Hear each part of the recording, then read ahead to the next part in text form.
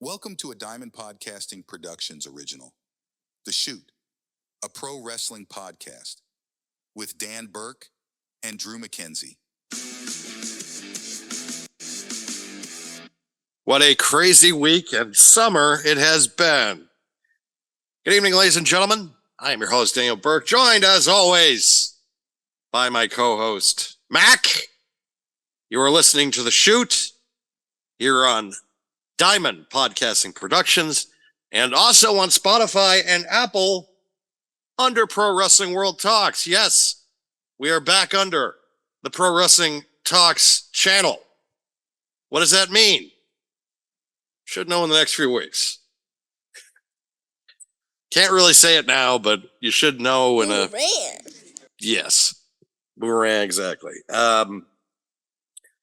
We will keep everybody kind of abreast in that situation. It is still kind of a brewing decision. But we are going to be here on Spotify and Apple now for the considerable future. Who knows till the end of time? I don't know. But we're looking... We'll make everything official once it becomes kind of official. But right now we're trying to keep the lights on here on Pro Wrestling World Talks. Of course, if you listen to The Shoot on YouTube, you know we're here every week. But the plan is that we are going to be on Pro Wrestling World Talks on Spotify and on Apple for the foreseeable, more than probably foreseeable future. But more on that later. It's still kind of a developing situation. The cake is not out of the oven yet. It's almost there.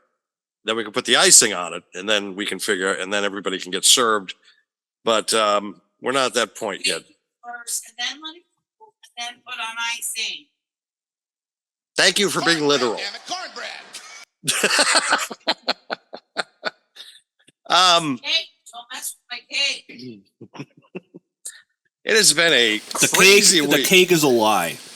The cake is a lie. Yes, Max just like the cake is a lie. Why? Yes. Cake or death. Cake or death. Cake or death. Cake. I agree. I agree. Obviously. Yeah, it's always cake. The answer is always cake. Cornbread. Yes. I know you wish you had cake. I'm sorry you don't have it. Do you have any zebra cakes? No. Oh. What about like fudge rounds? No. You have Swiss rolls? Jeez. Yeah. I love it when you get woken up in the middle of the night or really early because your significant other is going through problems. It's still kind of tough to define 41 years of age, but I think if you're in a relationship, you understand what I'm saying. If you catch my drift. Good. Can I just say that for those that are not in a relationship get to say this all the time? Because I'm not booked. They're never booked. They're never booked on Friday nights. They're never booked on Saturday nights. And if they tell you otherwise, they're fucking liars. Exactly. They are liars. Word. Yeah, they might go down in They might go down and visit Pennsylvania, but anyways. Not where I was thinking that was going, but okay. I was thinking Provincetown, but you know. Well, that too. Even though there's nothing wrong with Provincetown, if we have an audience down there. So hold on. Sorry. Can I just say that the story about Grindr being down this week was hilarious. At the Republican National Convention, apparently there was a Grindr outage. That is kind of funny. It also is probably disheartening to some people that we might know. But it's besides the point.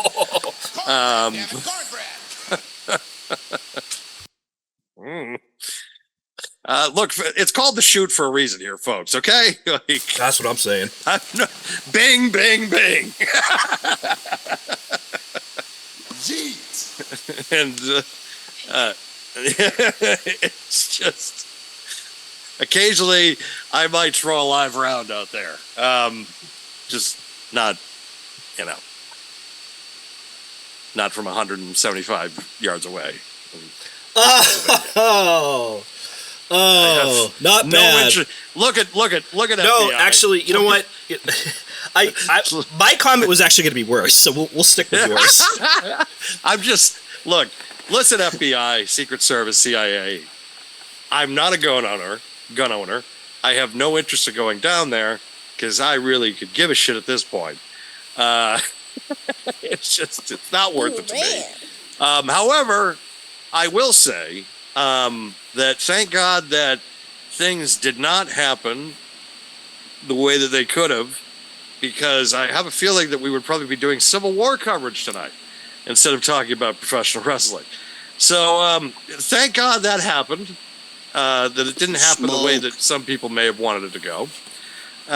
Because, yeah, that's the one thing I'd love to be doing right now is watching the fall of humanity. But no, instead I am watching a convention, waiting for Hulk Hogan to appear so I could mark out.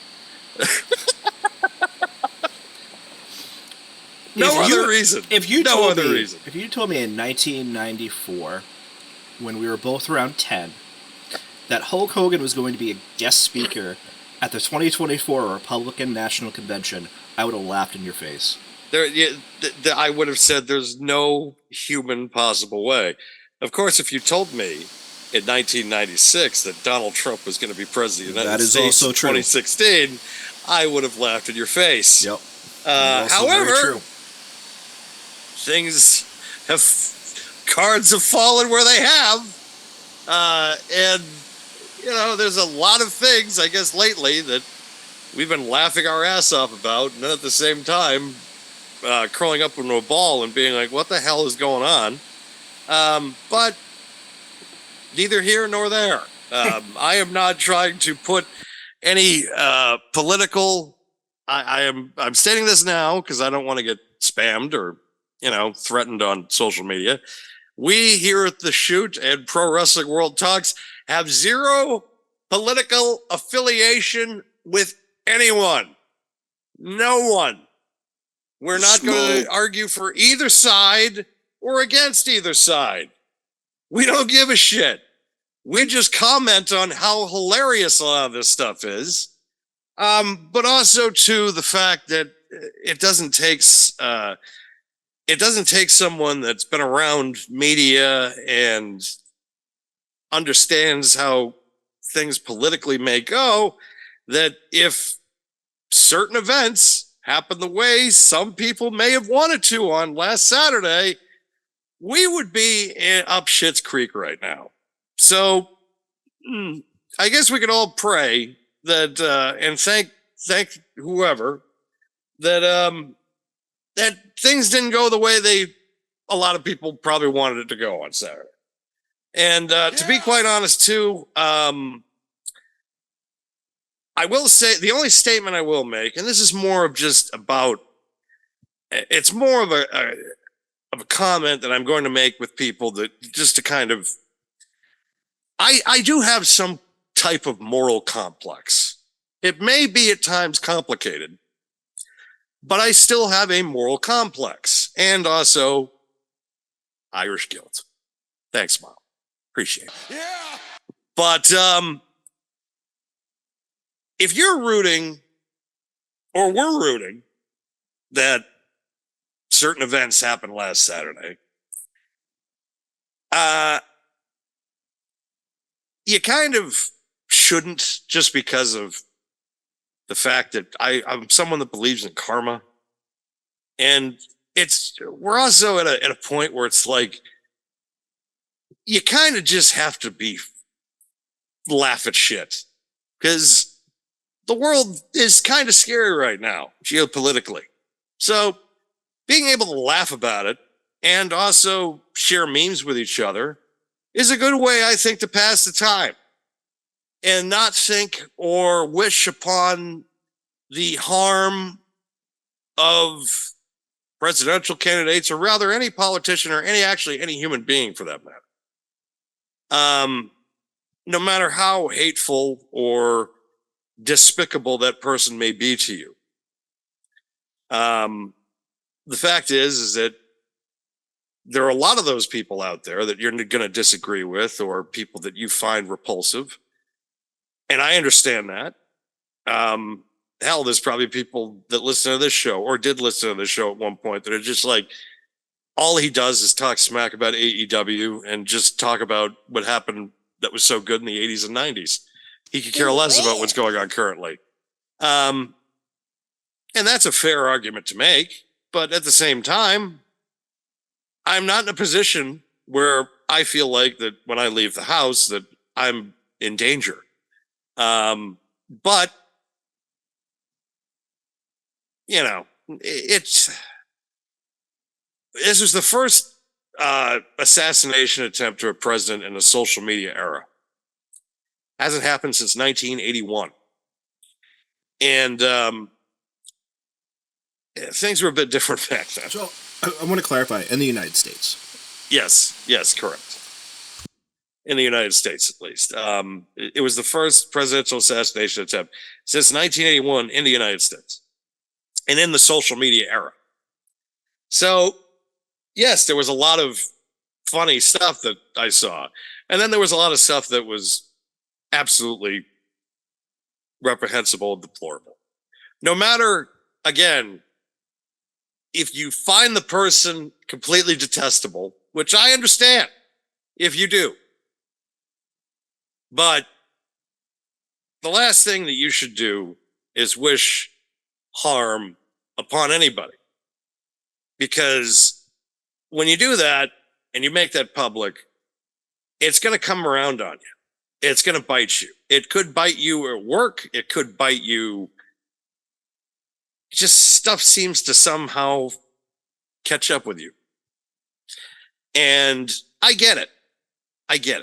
There is people on this planet that are, you find absolutely despicable, and you feel like they're a beacon of hate.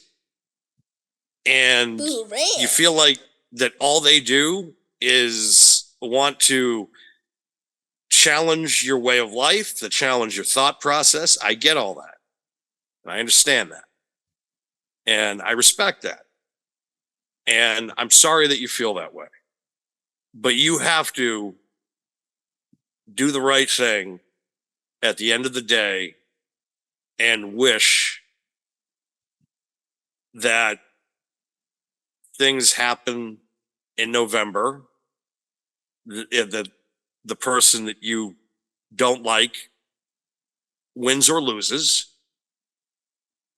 Hopefully, in that case, loses, but you have to be a part of that. If you are angry at this person for what they have said, for what they have done in the past to you, and you feel singled out, picking up a gun and eradicating that person is just going to make that problem worse for everybody else in society. You probably won't make it out, which the gentleman on Saturday did not. And you just need to make the right decision in November. I can understand that you feel that the way you do. I completely understand and I get it. Just putting my phone on airplane mode, sorry. I understand completely. But you should make the change and make your decision in November at the voting booth. I know it sounds cliche, but it's the safest option for everyone in society, and I don't understand why we have to build a ray gun to aim at a planet I never even heard of. Don't blame me. I voted for Kodos. Go! I'm sorry to cut in with that, but I just thought it was so perfect. That is the perfect cap off to this. So everybody, go vote in November. Throw your vote away. Don't wish death upon politicians or anybody for that matter. And just because I want everybody in society to unite and not be separated as much as we have been for the last decade or so.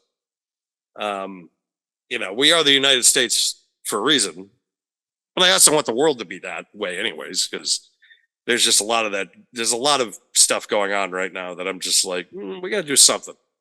We all got to be able to get together. It's not saying we are the world, because fuck that song.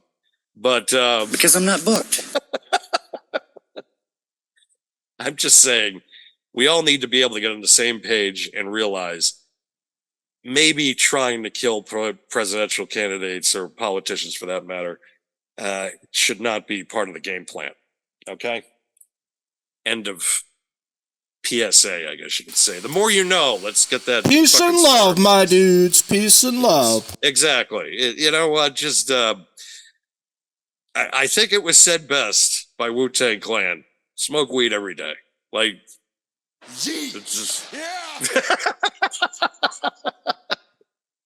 Yeet. That's how this should go. Yeet. And so let's talk about some wrestling and get off my soapbox for a minute. So if you want to get off your soapbox, are we starting with WWE or AEW? Oh, Christ. I mean, I guess we could start with, because it's fresh in the minds of the wrestling public. And plus, I also feel like at times we do not give AEW enough love, because most of the time they don't deserve it. It's as simple as that, folks. Especially recently. But last night was their 250th edition of AEW Dynamite, their flagship show that started all the way back in 2019. Jesus Christ, it feels like a century ago. Just because also how the shaping of the company has been made. If I'm looking at the card, and because there was a few, Nyla Rose was a homegrown talent. So was MJF. But that was really it. Everybody else that was involved last night, kind of recent pickups within the last two. So it's an anniversary show that really didn't celebrate a lot of the old moments, or was it kind of like a recap show? I mean, you look at Team AEW on on one side, you got the world champion with Swerve Strickland. You have you have Darby Allin, who's another guy that's been there since the beginning, since day one. You got Mark Briscoe, and then you have, I believe, the Acclaimed. So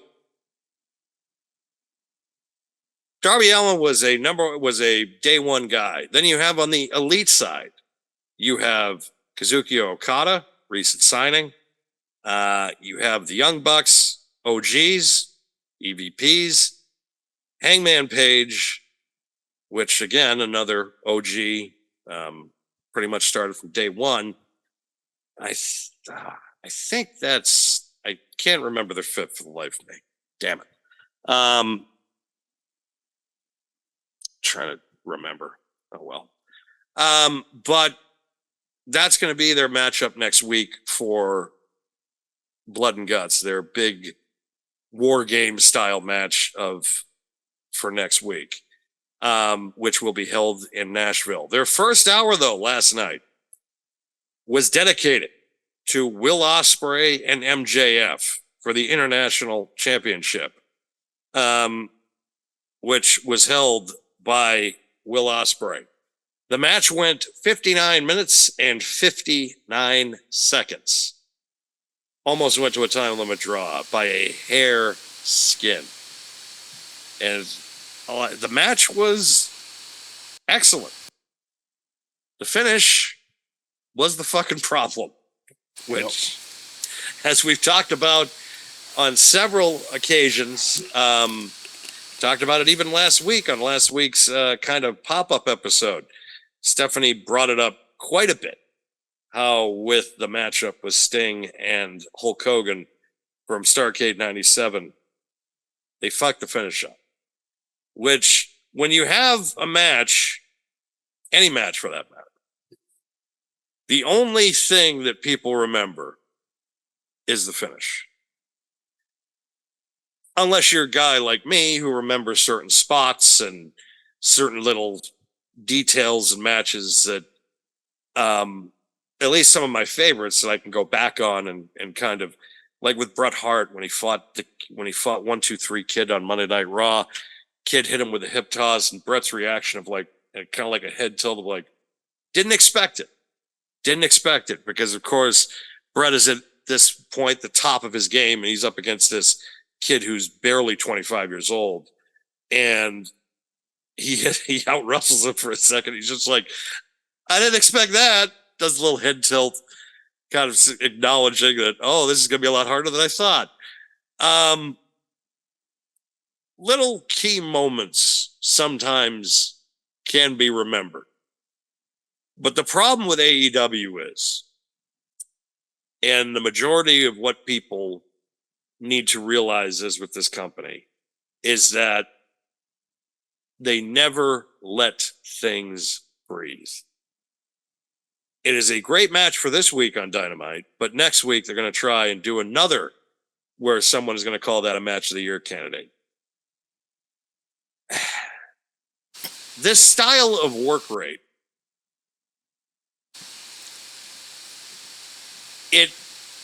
all it does is it makes everybody even. Because Ospreay can have a great match of the year candidate, and then a week later, because how many have there already been this year? Swerve Strickland and Daniel Hangman Page, Bryan Danielson and Will Ospreay, Ospreay and this guy, blah blah blah blah.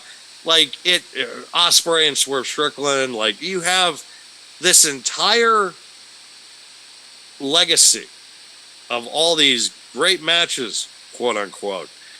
And the reason why, but of course, Meltzer will remind you at the end of the year, but he hands out for so many 5-star ratings. It's like, he hands out so many 5-star ratings right now that it's like he's getting paid to like IGN was back in the day to give high ratings out to games.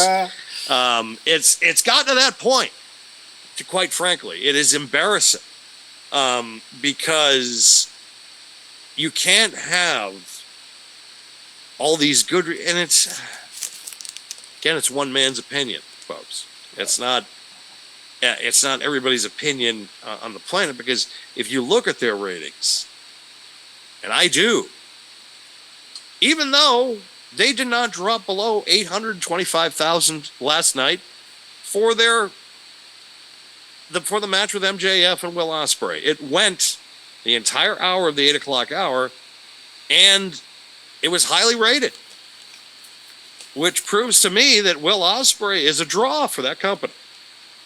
And that hold on. Is it really Will Ospreay, or is it MJF being back in a high caliber match of this type? I think it's a combination of both. I was going to give MJF his credit, because the fact is that in every building that they go to, for the amount of people that are there, which I said earlier in a text in a group chat, I said, because they were showing highlights from, and it was a fan cam showing highlights from Ospreay and MJF last night, and I remember looking at, and the hard cam side was completely empty.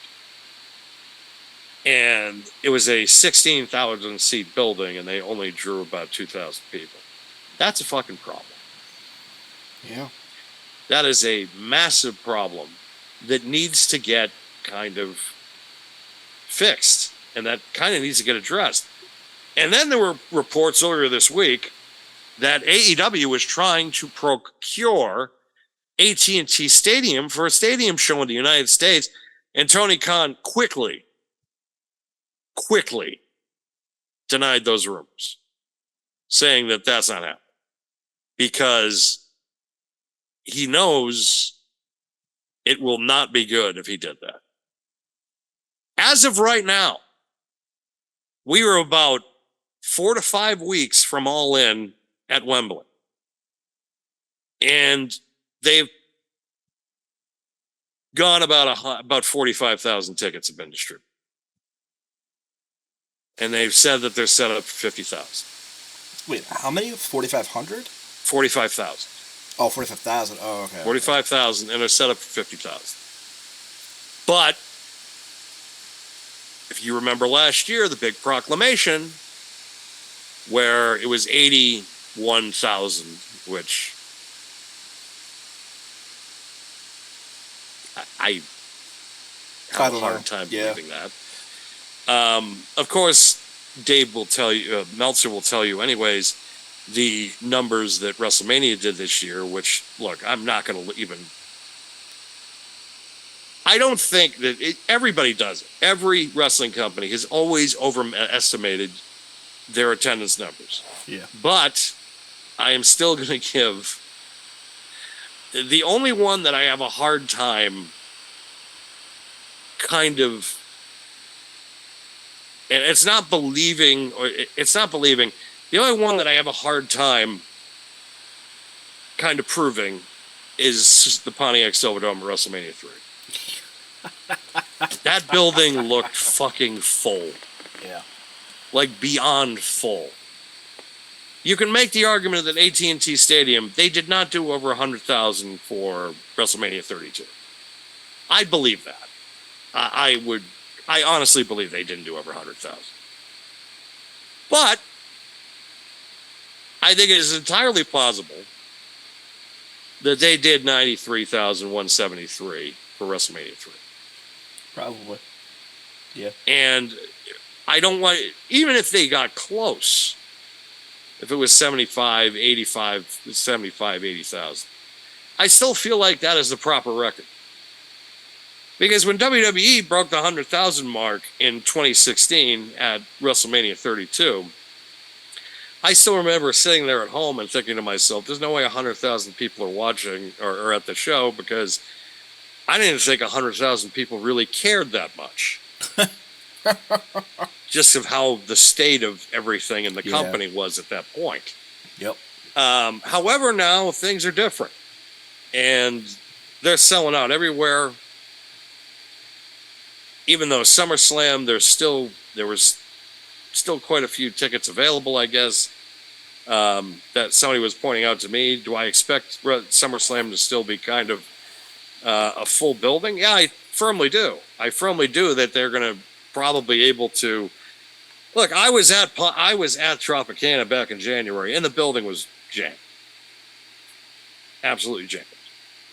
And I saw the same thing at WrestleMania.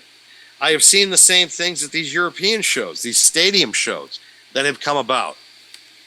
So I firmly believe that SummerSlam, they're going to be able to have a pretty full stadium for the event. Is it going to be... I don't know where how momentous it's going to be compared to other SummerSlams, let me tell you the truth. But I still feel like it is going to have some top tier moments that people are going to remember and be like, holy crap. But going back to AEW with All In, they're 4 to 5 weeks out. I feel like they blew one of their big matches that they had last night on free TV with Ospreay and MJF. That could have been a Wembley matchup, but because you have to blah, blah, blah, blah, blah, you have to make it, again, you have to jump the gun sometimes, which is something that Tony, I think, has been really problematic with. Oh, yeah. He has cost himself quite a bit of money, and it's all because which I don't know if it was to pop a number, but considering the fact that your building is probably that Wembley is going to do half of what you did last year, or at least probably a third, maybe 40% of what you did last year, reportedly. Maybe you got to assess some things and figure out what big matches should I push, because still in the next, I firmly expect that at SummerSlam, and I did say this because they already announced the dates for where SummerSlam is going to be in 2026. They did not announce yet where it is going to be in 2025. So I said on this program, and I need to repeat myself, there is a distinct possibility that SummerSlam next year will be at Wembley. Oh, man. Because lately they have just tried to piss in his Cheerios. Well, more and more. I don't even think that, but I think the segue there is that they've been entertaining more and more and more international dates since the year started. You had Australia, you have Berlin and Germany coming up, you've had France, you've had Scotland, you've had Saudi Arabia, which, granted they do a year, or excuse me, a show or two a year for Saudi Arabia anyways, but, there are the probably... paid show. Yeah, exactly. No comment. But I just feel like that's the nature of it, and I feel like, ironically enough, it would piss in his Cheerios, but I also think it's like this natural progression, because you're doing shows, last year was in Wales, Clash at the Castle. This year was in Scotland. So the most rational choices are, at least in the British Isles, obviously, Ireland, Northern Ireland, or England itself. And it would make so much sense to do a Wembley show. Considering the fact that they have history at Wembley, because Wembley in 92 held it. Yep. One of the biggest main events, I think, probably one of the best main events in the company's history, of course, at 92 was Bulldog versus Bret Hart for the Intercontinental Championship. Mm-hmm. So there's always that romantic side of it, of going back. Yes. And because everybody has the fond memories, and Bret has the fond memories of it as well. Speaking of SummerSlam, I am actually wearing a SummerSlam 1994 retro shirt. Nice. With the Undertaker is the poster, of course. We had mentioned that last week. We've mentioned that a couple of times, at least to Stephanie. I'm like, I think for the Pro Wrestling 101 segment, we have to do Undertaker versus Undertaker. And she's already dreading it. But I feel like it is something that needs to kind of get discussed. No, I think it does. The Royal Rumble 94 beginning of, not even the match, well, maybe some of the match, not even the match, but more or less that closing segment. I will not rest. And then he floats. Yep. Like, what the fuck am I watching? And that was in Providence, mind you. It's just like, what am I watching here? He's raising to the rafters? What are they doing?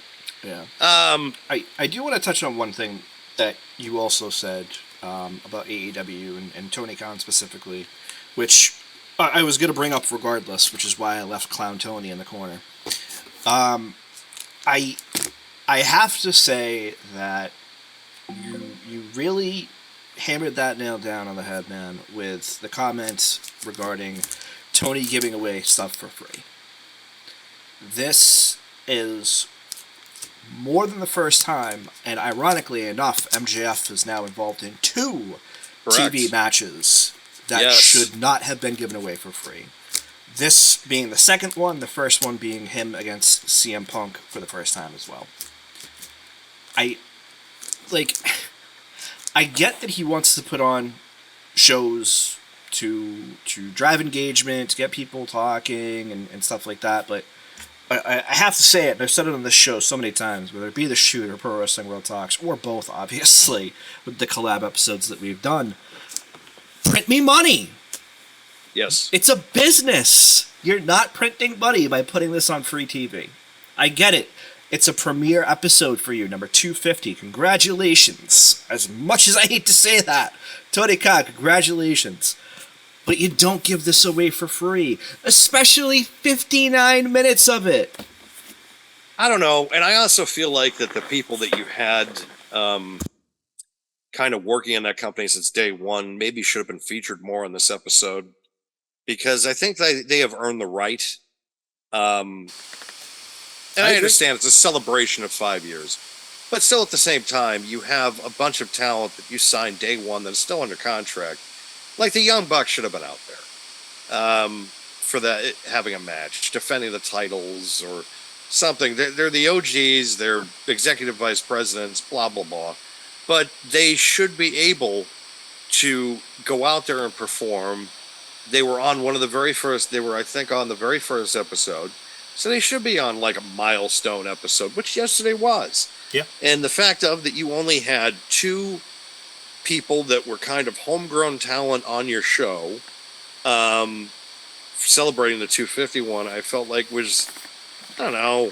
I think if you're an AEW purist, if you're somebody that's been watching it since day one, I think you want other talent to be on there that meant that were kind of the building blocks for that show. And, you know, you didn't have Moxley. Moxley wasn't on the show. You didn't have, mind you, Kenny's hurt. Cody's not with the company anymore. Right. But you have a lot of these people that you could have got on. And I think Jericho was on, but who gives a shit? It was just a talking segment, though. It's just wasn't much. And like most people really want him to be on TV anyways. They've been begging him to get off for months. Yeah. So, it's not even. I just think that you could have had some talent out there that was kind of there since day one to kind of, it's a celebration episode. You kind of have to look back, and then of course you have to look forward, which they did that the first hour because you have Ospreay, who is the guy that you want your company to go in the direction that you want it to go. And then on top of that, you have MJF, who has been your biggest draw since the company really, I wouldn't say biggest draw. I would say because consistent performer is what I would consistent performer, correct. Because their biggest draw was CM Punk. Yeah. And they let him go. Yep. So that is going to be one of the most baffling moves in the history of the industry ever. At the end of the day, I understand why you had to do it.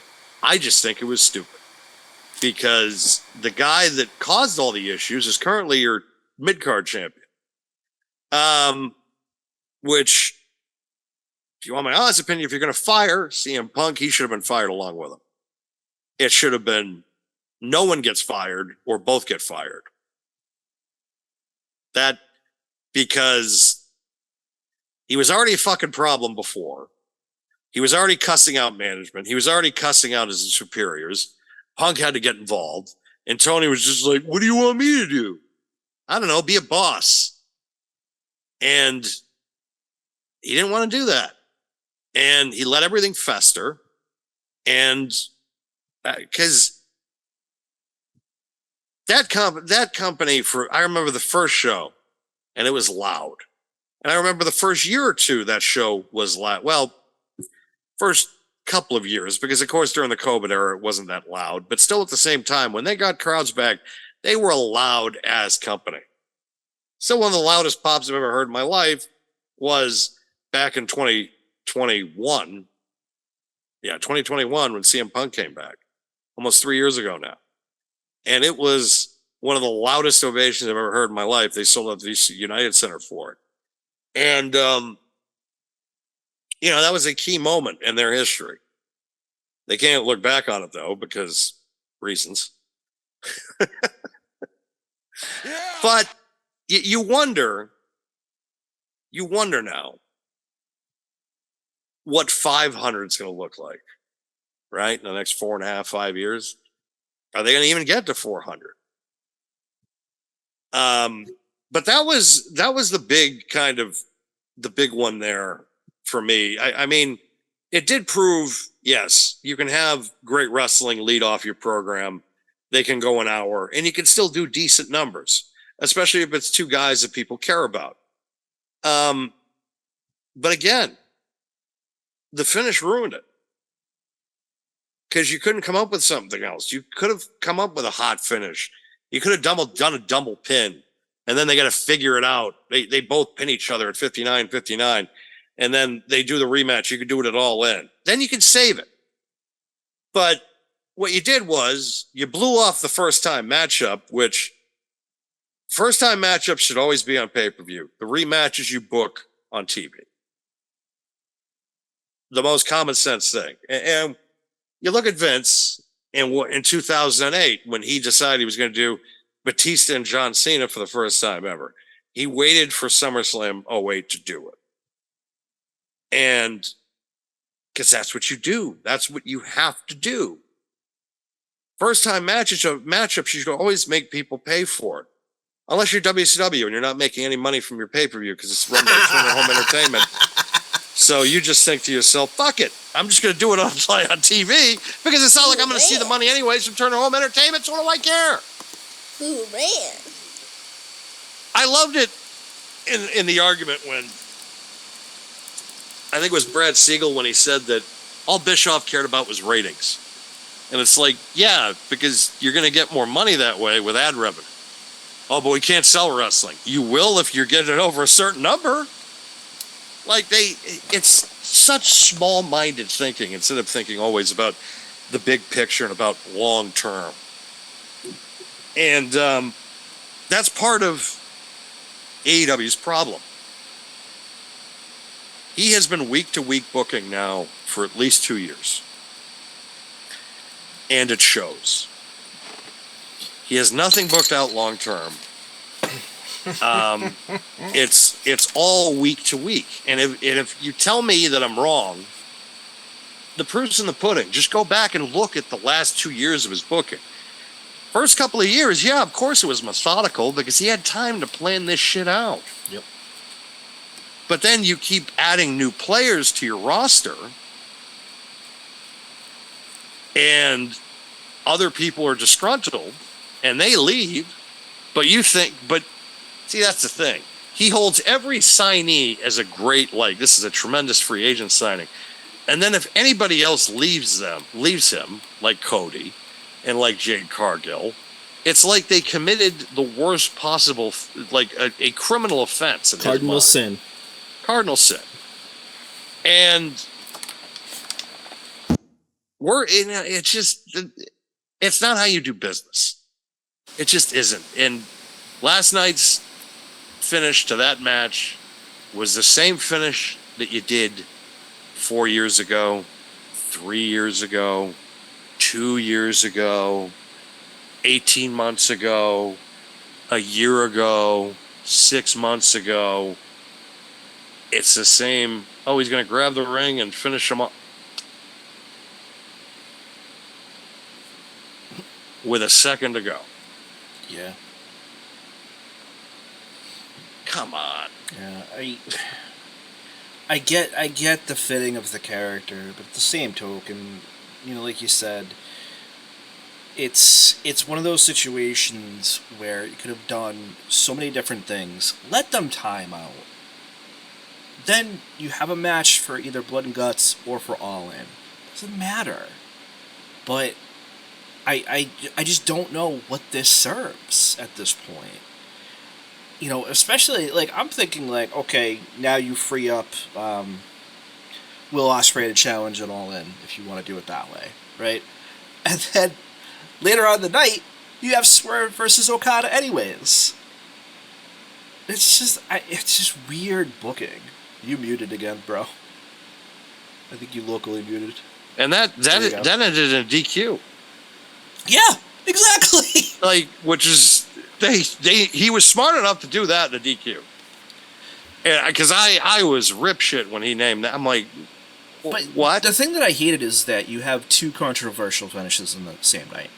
You have the ring and you have the DQ. And it was the same thing with WCW booking. Yeah. How they talked about how for the last year or so, or the last couple, they couldn't come up with a finish, so they just had mass brawls to end it. That's exactly how it ended last night. Mass brawl.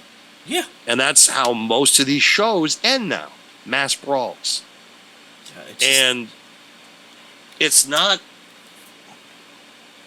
And I'm not saying this to be negative. I'm not saying this to tell people, that's I'm not doing any of that. All I'm telling you is is that, and stating the truth and what I have seen and observations throughout my years of watching this stuff. He's cooked. What you're really saying is, What the fuck is that? Like, what is that? Exactly. And that's me in a 2-hour episode of Dynamite half the time. Like, what is this? The fact of the matter is that he's cooked. As a booker, he is cooked. He needs to hire somebody, and he needs to do it really quick. Yeah. But he won't. It's funny that you say that, because that's actually what I was going to say. I've been saying that for a long time at this point, that Tony needs to hire, whether it be a writer or a booker, somebody that can do both, hire both, whatever the scenario is. He's saying it for years at this point. He has, like, zero idea about how to book for a long-term gain. Everything, as you said before, is week to week to week. What are you smiling at? Because now you're scaring me. Hulk Hogan is now taking the stage at the RNC. Okay. He's doing the cupping in a hand at the convention. For a second there, I'm in Bizarro world, because I'm just like, what am I watching? And before all of that, and the funny part is, actually, the T-shirt that he's wearing is one that I have just purchased from him recently. It's the one with him with the American flag from the logo from WrestleMania 7. Okay. Yep. So that's going to be $1 million seller. That is going to sell big tonight.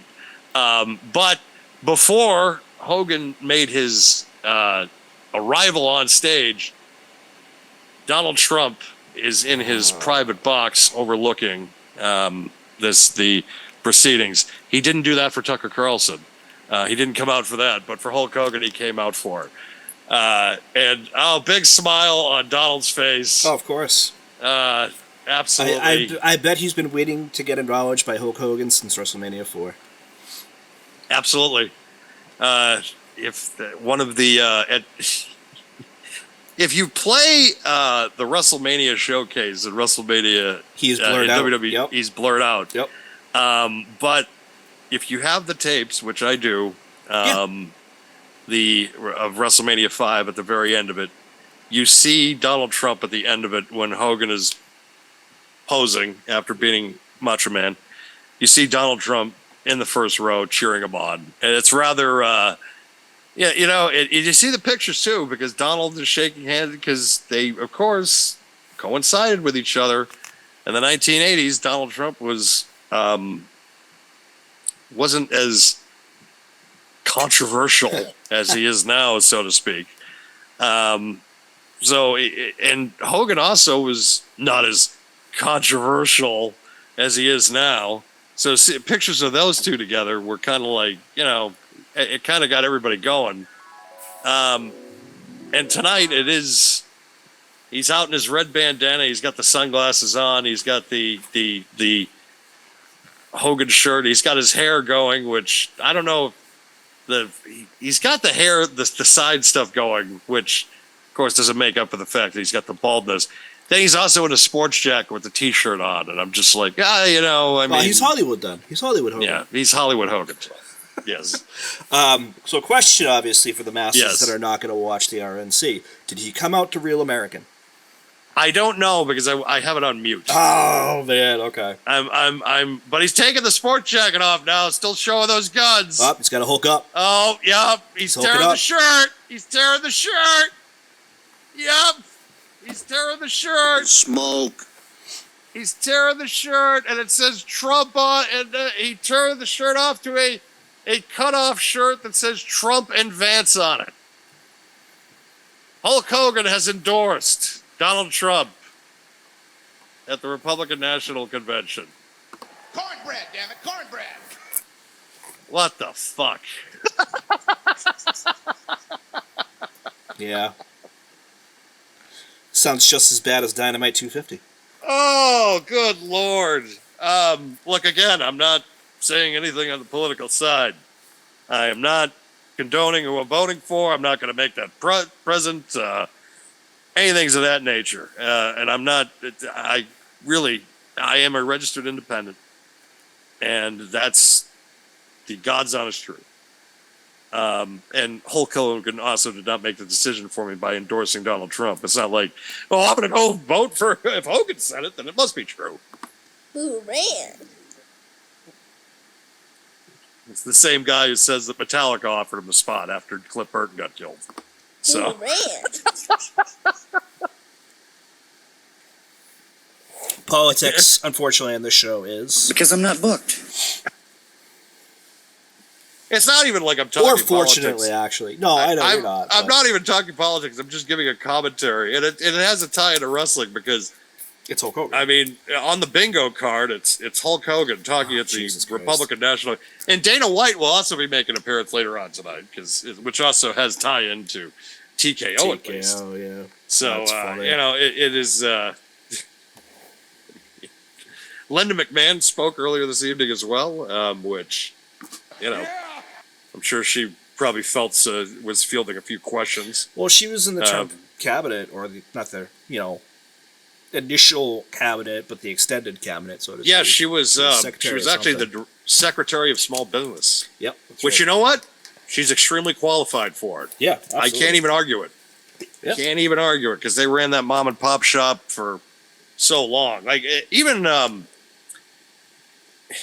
certain family member who shall remain nameless, who does not like the Donald at all. When we were talking about it at one point, I said, yeah, because when it comes to the business side of wrestling, we occasionally talk about it. And he just said, yeah, Linda and his cabinet is probably the most thing that makes sense because of what she was able to do with the E. And I said, yeah, it's the only thing one of the only things I've seen him do that I'm like, yeah, that makes sense. Again, not trying to say anything politically, people, just saying that it made sense naming her in that spot because she knows what the hell she's doing with small business. So straying away from the political spectrum now. Shut up, bitches. Talk about Okada. Okada fought Swerve Strickland that ended in a disqualification last night. Number one, I wouldn't have booked a match whatsoever. Yeah. That is a pay-per-view matchup. Yep. But Well, listen, you spoke about, quote unquote, the pillars earlier, right? Or at least the OGs or guys that they brought in from the E early on in the inception of AEW that could have potentially been in this match. And to hand it to Okada, listen, do I hate that? No, not necessarily. But again, we're talking about giving away matches for free on television. I get that it's, as you said, a milestone card for them, or a milestone, TV show for them, so to speak. I get it, but I wouldn't book this match at all.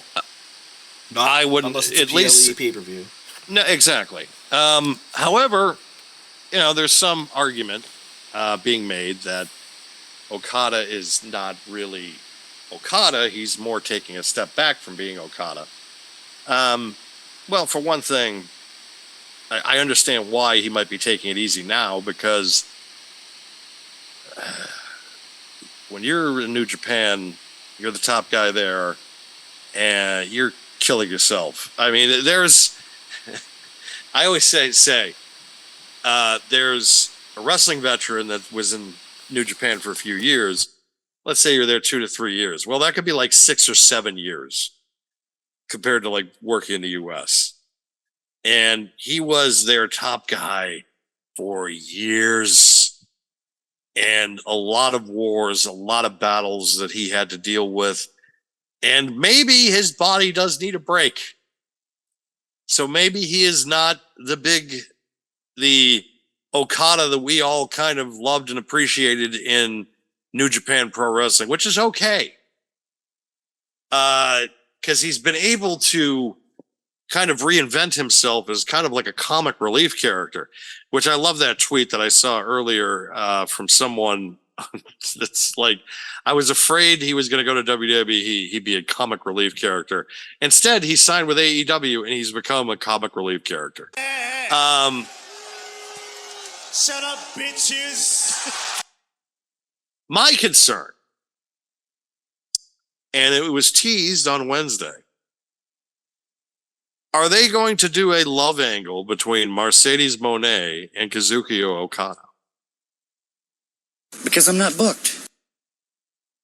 That's how I feel about that. Don't book that.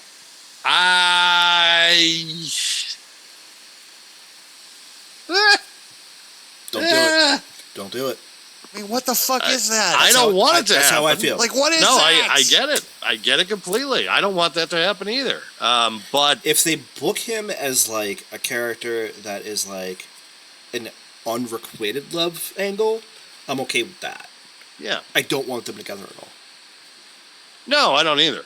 The fact is that it's also someone that I really like and someone that I despise. Exactly. So I really don't want that. Oh, man, that actually hit home for a second. Now I know how you felt about half my girlfriends. Damn. Some of them, yeah. I said half.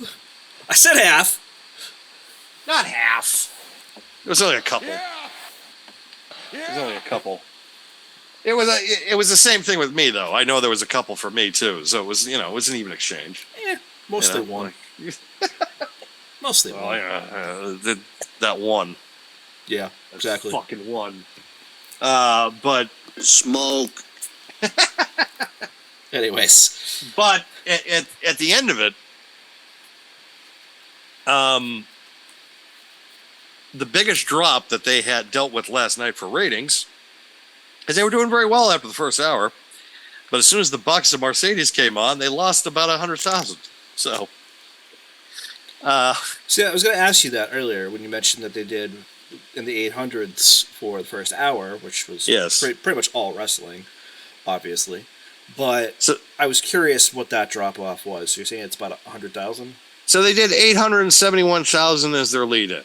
Okay. And they did not go below 825,000. 829 was the lowest that they dealt with. At the 9 to 9:15 hour, they were at 841,000. So they held a very good audience through that first hour. At 8:40, so at the 9:15 to 9:30 mark, Young Bucks, Kazuchika Okada, Mercedes Moné promo, ad break, Mercedes Moné, and Nyla Rose. It went from 841 to 769.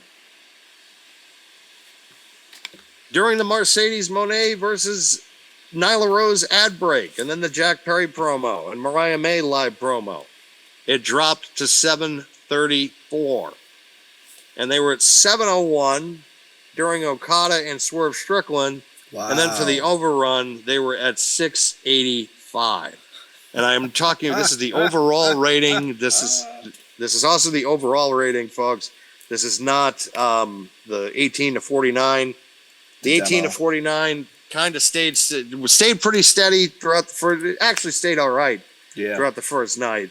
Through the first hour, they were at 0.28 in the 18 to 49, and they ended up with an 0.23 during the overrun. So not too bad.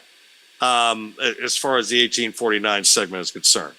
But you know what? I guess you can look this as a positive, and also you now have a trend that you can go with to kind of figure out the future. And what you want to do. Well, so let's talk about that for a quick second. So we kind of mentioned that we wouldn't book these matches for this kind of a show, even if it is a 250 show for you guys. We wouldn't have booked it this way. However, as we talked about last week with the Mariah May segment, talking about her speaking out finally, talking about Okada versus Strickland, talking about Will Ospreay versus MJF. Is this something where maybe he has to book in the short term to try to push more money for a ratings deal? Well, about the ratings and about the money, Warner Brothers just laid off over 1,200 people. And there is talk that they are going to split up the Warner Brothers and Discovery and make it two separate companies, which Time Warner again involved in a merger and then having to contract. Wow, this is history fucking repeating itself. Well, what's the draw? Like, let's put it this way, right? Like, we talk about the streaming services in the past, especially when WWE was kind of up for sale, so to speak, and also talking about those contract rights and what they got with Netflix. You know, with Warner Brothers Discovery, if you subscribe to HBO through your provider, for example, or even just paying them separately, it's the same price, number one, and then you get access to all that stuff on Max, including Discovery. Mm-hmm. What's the gain in that? It's So still the same price. You're not getting anything for it at that point. it was also reported today that they are matching the deal or the offer that NBC has for NBA rights. HBO. So, no, the time, okay. the Warner Brothers Discovery. So they're going to try to keep same it on TNT. Okay. Which they have been held that down for over 3 decades. Yeah. So them losing that, which if they retain the NBA, which I think they have a good shot of doing, Well, if they match the if they're offer, willing I to agree. match the offer. Right. Just because the fact that they don't want to lose, you don't want to lose the inside of the NBA, which I don't think and people are concerned that would go away. There's no way that would go away. That would be picked up immediately by NBA TV or some other affiliate. That would be a show where everybody could watch it. You wouldn't have to go on TNT. You could probably catch it on YouTube or something. That would get moved to somewhere that just to with a much bigger audience. Like, you wouldn't have to worry about that. Not saying that TNT is not a big audience, but I'm saying that it would be more kind of prevalent, I think, kind of, because if it was on YouTube or NBA TV, probably YouTube. I honestly think, because that would be your wrap-up show. Might go to ESPN. I don't know. I don't think it's going to go away, so to speak. But this is your way of being able to keep it. And because that's a huge draw. It's a huge ratings get. It's probably the greatest sports show in the history of sports shows. Yeah. And you don't want to lose that. You don't want to lose that to anybody. And even though NBC getting it back would be okay, because then you can bring back the John Tesh theme, which fantastic. But this could have a negative effect on AEW if they keep NBA, because then they're not going to want to throw that money around. Then they're going to be like, exactly, I don't need to offer you anything because I got the NBA and I also got the NHL too. Which, there's always Amazon. I just don't think Amazon would probably pay them what. So they're running out of fucking time. Yeah. They haven't announced a deal yet. I was told a couple weeks ago that they thought that the deal was going to be imminent. I heard the same. And I heard the same. And there's nothing been announced yet. There's nothing that's been set in stone yet. And the fact is that they're going into All In next month, and they're not exactly on all cylinders. I don't think that. It's just even the Mariah May and like Tony Storm thing, which I think has been done very, very well. Even though my criticism last week, I was just like, the blood, you're going too far. You're going too far. You're going way too far. And that I thought could everlasting have a negative effect on the company, if either with in the short term or the long term for that matter. And because they really don't know, they don't have a home past October. They don't know what's going to happen. And I think if you're Tony, you're kind of, I don't know if you're panicking, but I think you have to at least come to the realization that there could be very well a possibility that you're not going to be able to get the money that you wanted. And you're going to have to make some decisions. And because there's no way you can keep this up. There's no way. His initial investment in 2019, I guess he's like, I earmarked $100 million. When did you go through that? The first month? Just because he said he spent over $500,000 a year, $500,000 a week in his television shows. That was just for Dynamite. So if you're talking about Collision, and you're talking about, even though it's not like that for Rampage, because Rampage they can do on another night, do on Wednesday, but you got a payroll that's over $100 million just for your talent, and then you have the production cost, which if you're saying they're $500,000 a week, so let's just say between Collision and Dynamite, you're looking at $1 million a week. So that's $52 million right there. And then you have another $100 million. So yeah, you're going to need probably $200 million a year to even try to break even. Yeah. I don't know if you're going to get 200 million, dude. No. Because I don't know if your audience warrants it.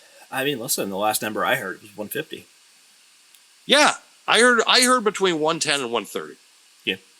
And the last one I heard was the 150. So, I mean, if either of those three or whatever the final number is, you're still technically not breaking even. And, the bottom dollar is the bottom dollar. I'll say that, because the other thing is, too, is that we're talking about production, and they're averaging anywhere from 2,000 to 5,000 in ticket sales for their shows. It's not enough. No. You still got to pay the venue. You still got to pay advertising. You still have to pay all of your talent, and if it's not talent, you have to pay your production teams, your sales teams, etc., etc. And the beat goes on, because he's not going to have enough money. It's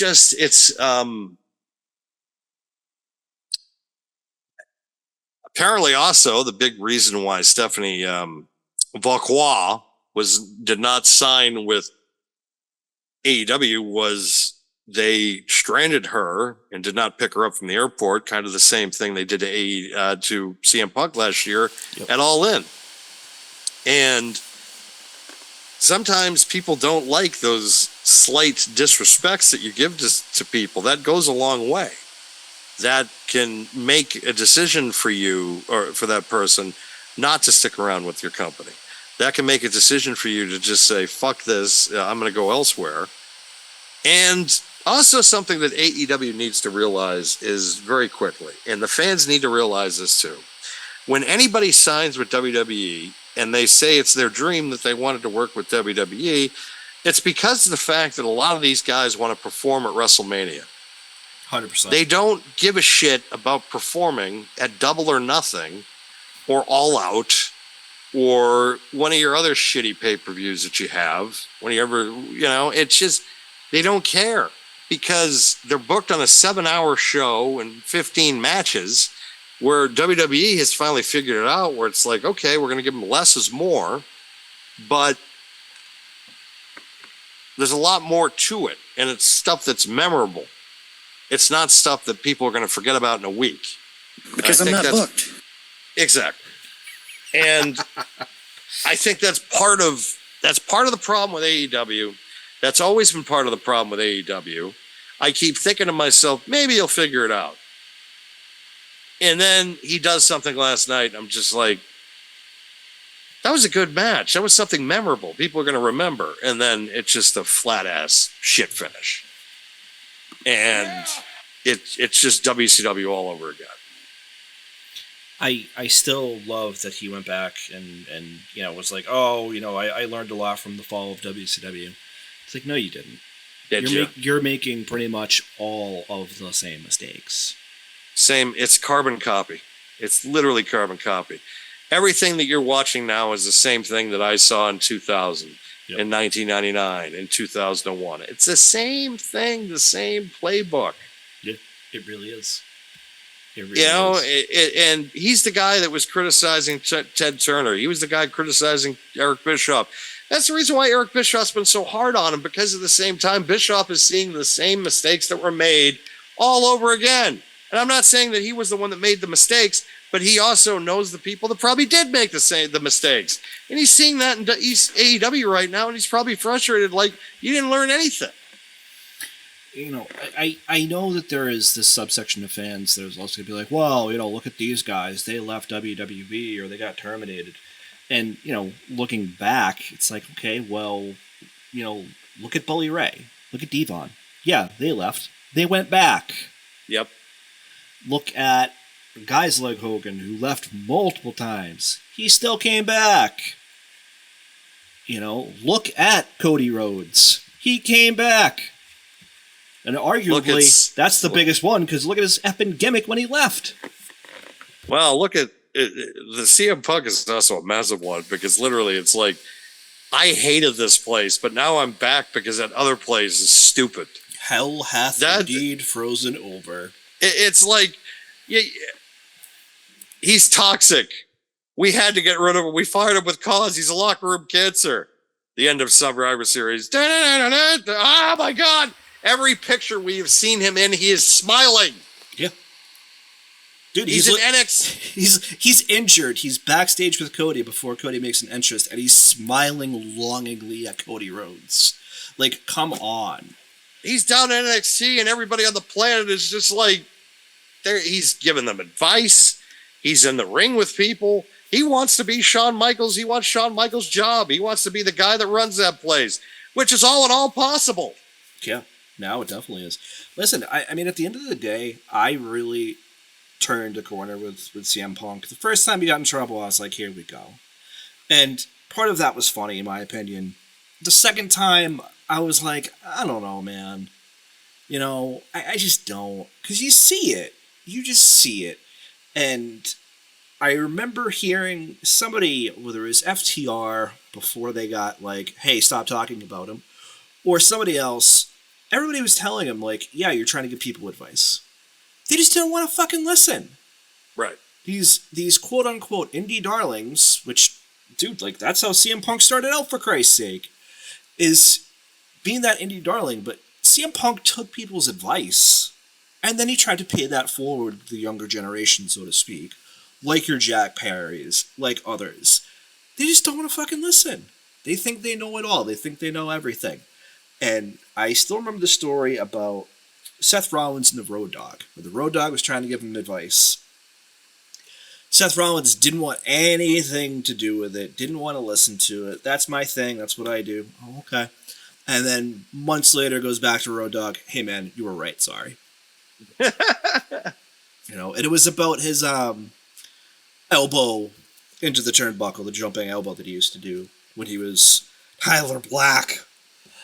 It is what it is, man. Like, sometimes you have to listen to the vets, and I get it. When you are, quote-unquote, a self-made man in this startup promotion, so to speak, you think you're top of the world. You're thinking you're fighting the man. But, dude, it's like, one of those guys is the man, and he wants to fucking help you. Maybe it's time you listen. That's a bad word. The big thing with me is when people just like, well, AEW is the underdog. They're the upstart. They're run by a fucking billionaire. And? How are you an upstart? Well, that's the thing. I love when they say that, because it's like, and? Like, they're run by a billionaire, and look, he's also a wrestling fan. Lifelong wrestling fan. Okay, yeah. If I was a fucking billionaire, the last thing I'd want to do is, number one, I'd be jet setting to go to shows all the time. You'd be the green shirt guy. Because if I'm a billionaire, why the fuck do I want to start my own wrestling company? Fair. I'll work for a wrestling company with somebody else's money, and they could pay me to help them. But I ain't starting my own company, because it's just, if I think Jim Cornette said it best. He's just like, when you start a wrestling company, you want $2 million, because then you can say to yourself, well, at least I still have this million. And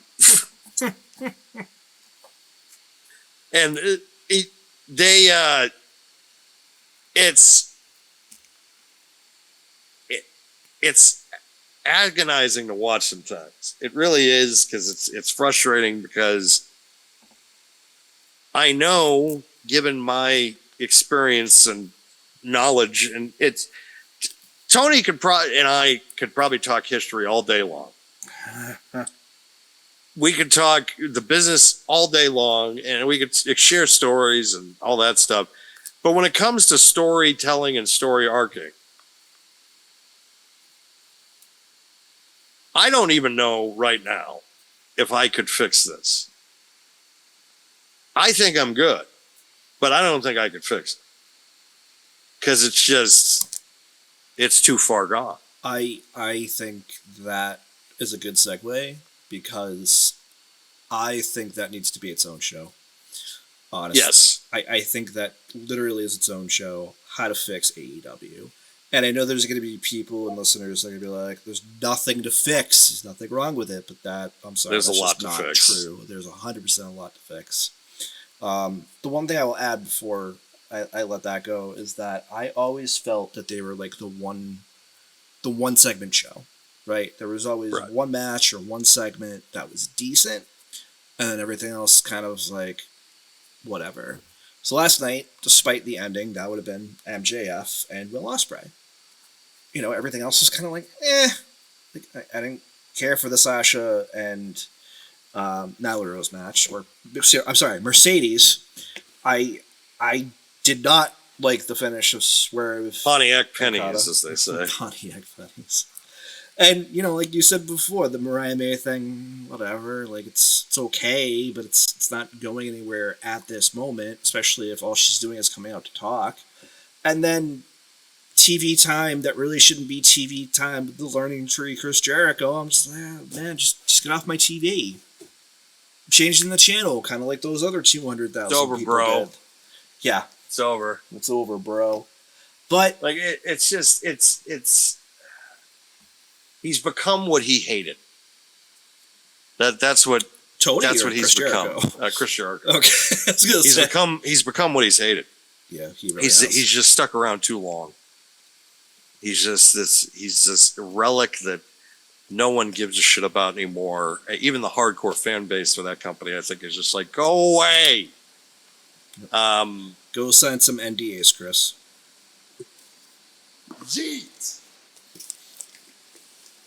I think that's you signing off this segment, in my opinion. That's it. I think we could obviously go over to WWE, which I included the SummerSlam logo here because we're well on our way down that road already. Oof. We already got 4 confirmed matches with a 5th that is definitely going to be on the card. Just we're not confirmed yet. We'll probably find out on Friday when we watch SmackDown. But there's a lot to unpack with the WWE lately. They just even missing at Money in the Bank, it's like they're still firing all cylinders even while missing. Yeah, I think it was a misstep, but then the last couple of weeks it's just been like, well, look, we're still cooking. We just had a bad we had a bad night. Give us a break. Exactly. It's like, okay, we'll give you a break. They have to stick the landing with SummerSlam, though. I think that's the big thing coming into this. You know, we're 2 weeks out, pretty much 2.5 weeks out when this. So it's coming quick, and it's coming a lot quicker than I think people are imagined to, because we were always used to early or mid to late August. Except the last couple of years, they've done it in early August. I think because, again, they want to play these NFL stadiums for the show, and you have to kind of coordinate because that's when preseason starts. Even though now with preseason, the games, I think they're only 3. So really you have a little bit more flexibility on getting a building. for this time of year.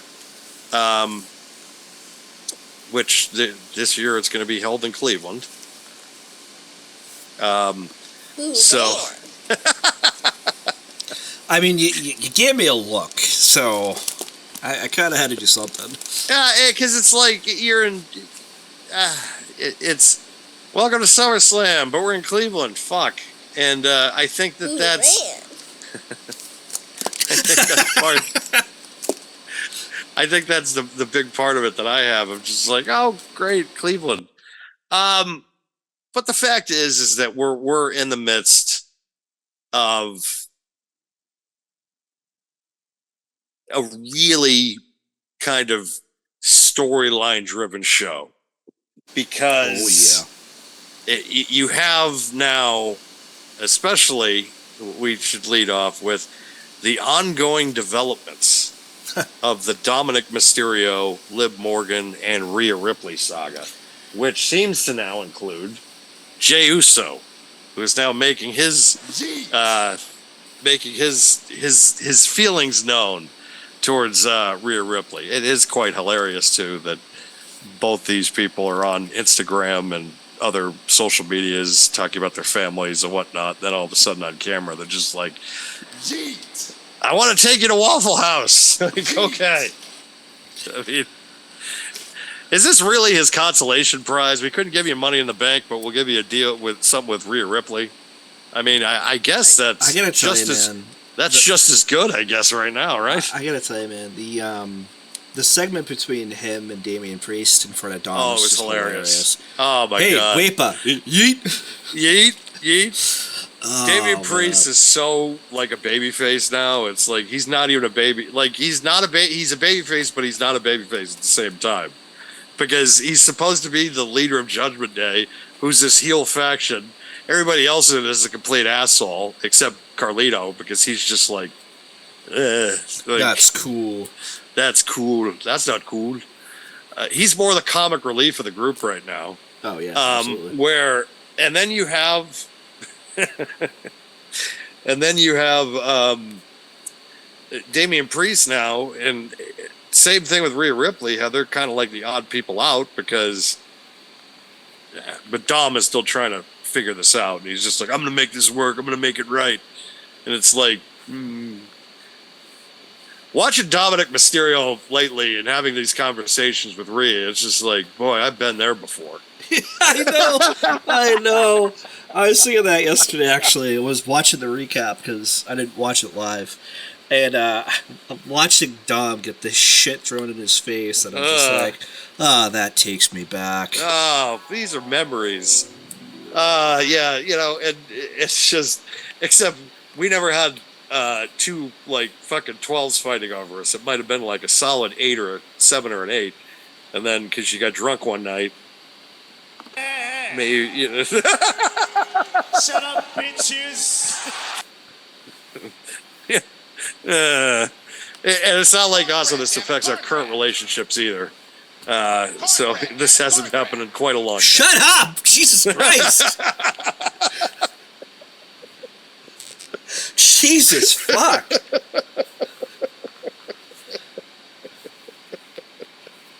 I mean, what the fuck is that? Like, what is that? This is what happens when you do a show with your best friend. Because you remember the stupid shit, and then it's just like this one big giant inside joke and these references. Because we referenced it earlier. How we're just like, I think that's how you felt about half the people I was with. It's like, only a couple. Yeah, put that on me for opening Pandora's box then, I guess. Fuck. Hey, look, I throw myself under the bus too. Yeah, no, that's fair, but Jesus. All right. Look, I'm not going to drag you into some shit unless I'm going with you. Like, it's just, this is how this is how our friendship works. I'm not going to throw you under the bus, not myself. So let's just put that out there. But the fact is that the Dominic Mysterio, Liv Morgan, and Rhea Ripley thing, you know, there is it might hit close to home for some people. Let's just put it like that, okay? Cornbread, damn it, cornbread. Because some of us may have been Dominic once, twice, 7 times. 3 times a lady.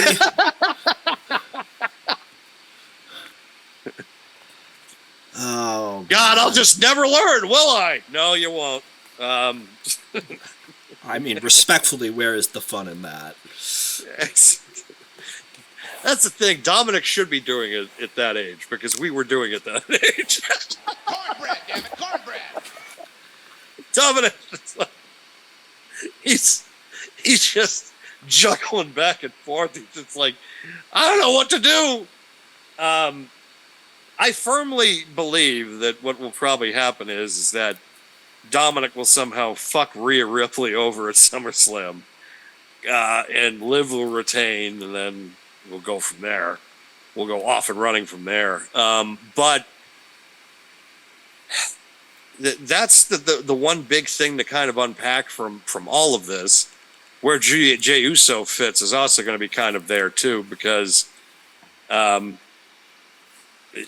Didn't even up the sides, man. Yeah, it's just if it's Damian Priest, the most likely candidates after him is Carlito, and then they need a third, because then it would be JD, Battler, and Dom. So they do need a third there, and then you could put in Rhea and Liv, if you want to do a mixed kind of tag thing, like a War Games or something. And then now it's being teased that Rhea Ripley had, because the question is does Jey Uso have Rhea Ripley's number? And she, of course, answered, yeet. Yeet. This has become the lingo now is just everybody's going to start doing it. Like sands of the hourglass, these are the days of our lives. It really is a soap opera with this shit. Yeah. Like, you're watching this and it's like, I feel like I'm watching fucking Passions or something now. What is this shit? Yeah, and they said soap operas are dead. The fact is that we, I have to hand it to Dominic Mysterio, because I thought 2 years ago that he was dead in the fucking water, and 2 years later he is involved in one of the. Not only, because Vince always fucked up the love angles. Every fucking time he just fucked them up. There was never really a satisfying payoff, or it would just get dropped like completely.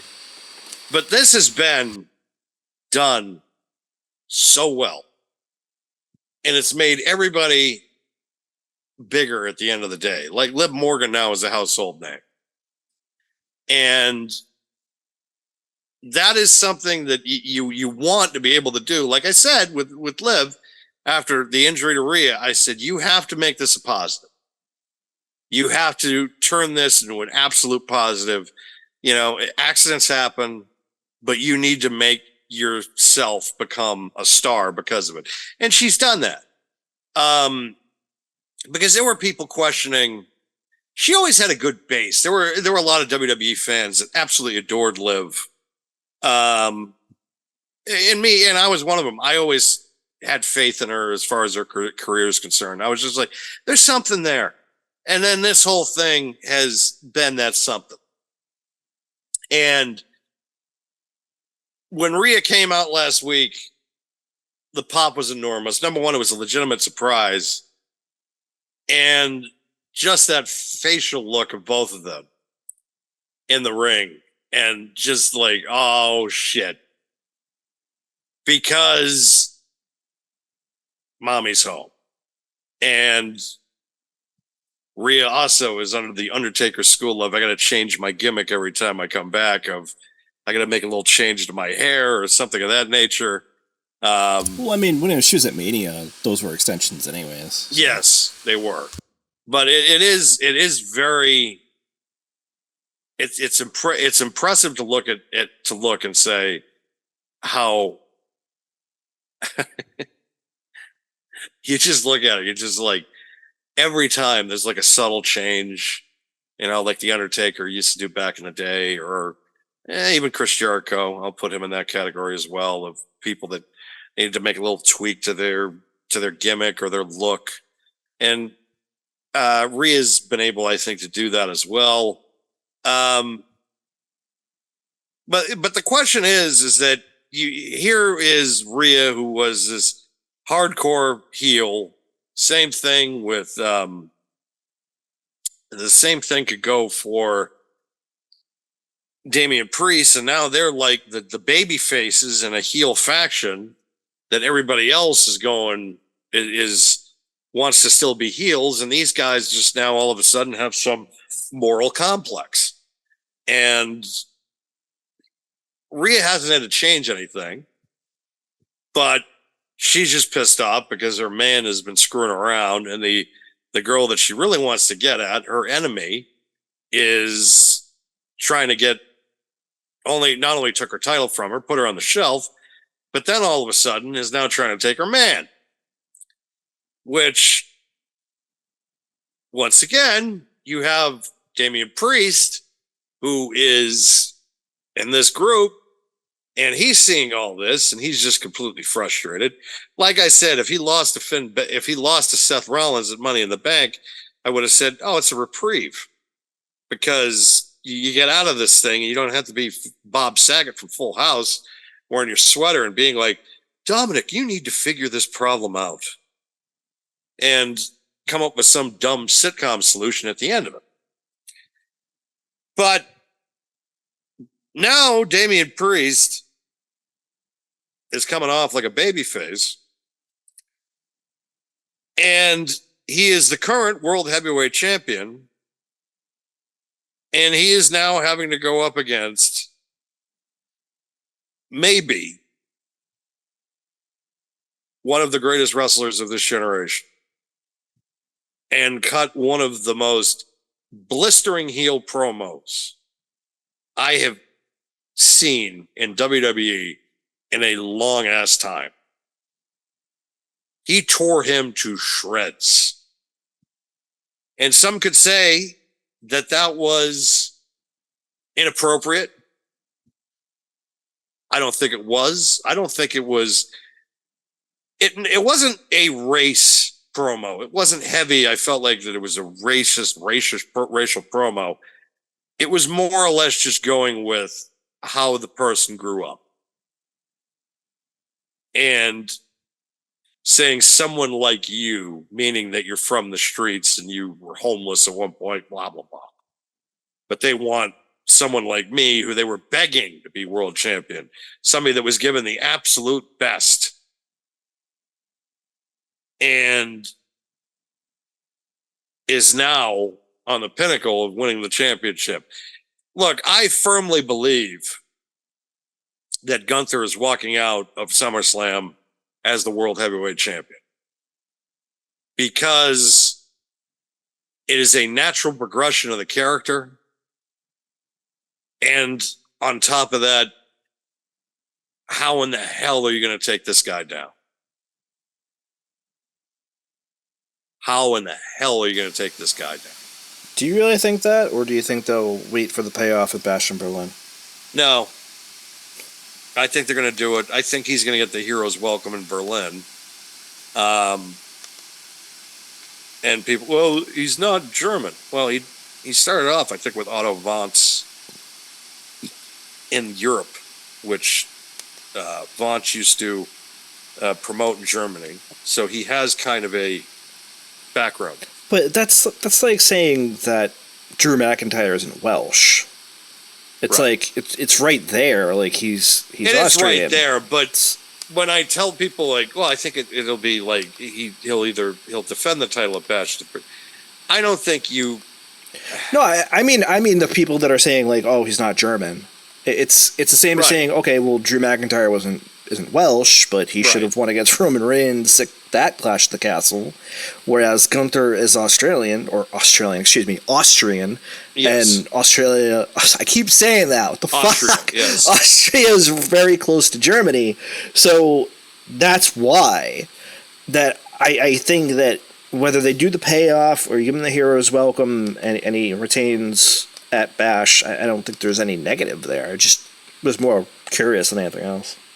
I don't know. I mean, because I think Damien's going to be a babyface, and I think that he's already at a babyface level. And I feel like that the natural of him losing the championship is also him getting kicked out of Judgment Day. So that way you could tie him up, and that way he could feud with Finn Balor, or because, you know, Finn's going to be the one to pull the trigger. Oh, yeah, absolutely. And, you know, Finn's going to want to make his claim as the leader of Judgment Day.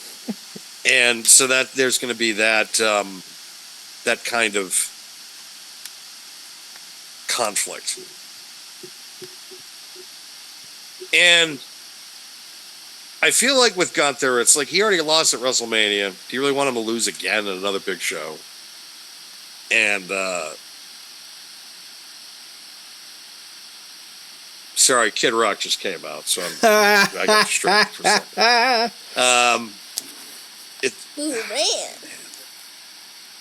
25 years ago, I would, what, 25 years ago? Come on. You know, but we're, what a weird time to be alive. We're at a place now with Gunther where it's just a natural progression. And Damian Priest, I feel like, is already solidified. He's beaten 2 former champions in this title reign. They were able to get him over as a babyface. I think him aligning up with Rhea and maybe Jey Uso was probably in the cards. We could be looking at, I think, our first intergender or mixed gender war games, if they decided that, or it's going to be Bloodline A versus Bloodline B, whatever. Right. But because you have now, I think, because I firmly believe, I think Dominic's going to screw over Rhea. I think Gunther wins the title. And the real question is now, and I think the real question mark that has really kind of, for the show anyways, for SummerSlam, is going to the main event with Cody and Solo Sikoa, but I'll talk about that in a few minutes. But I think LA Knight winning the U.S. Championship is just, again, another kind of thing that most likely is going to happen. Nia Jackson Bailey, I really can't pick a winner, to be quite honest. I could see Nia winning, but I could also see Bailey retaining. But, you know, there's a Tiffany Stratton factor as well.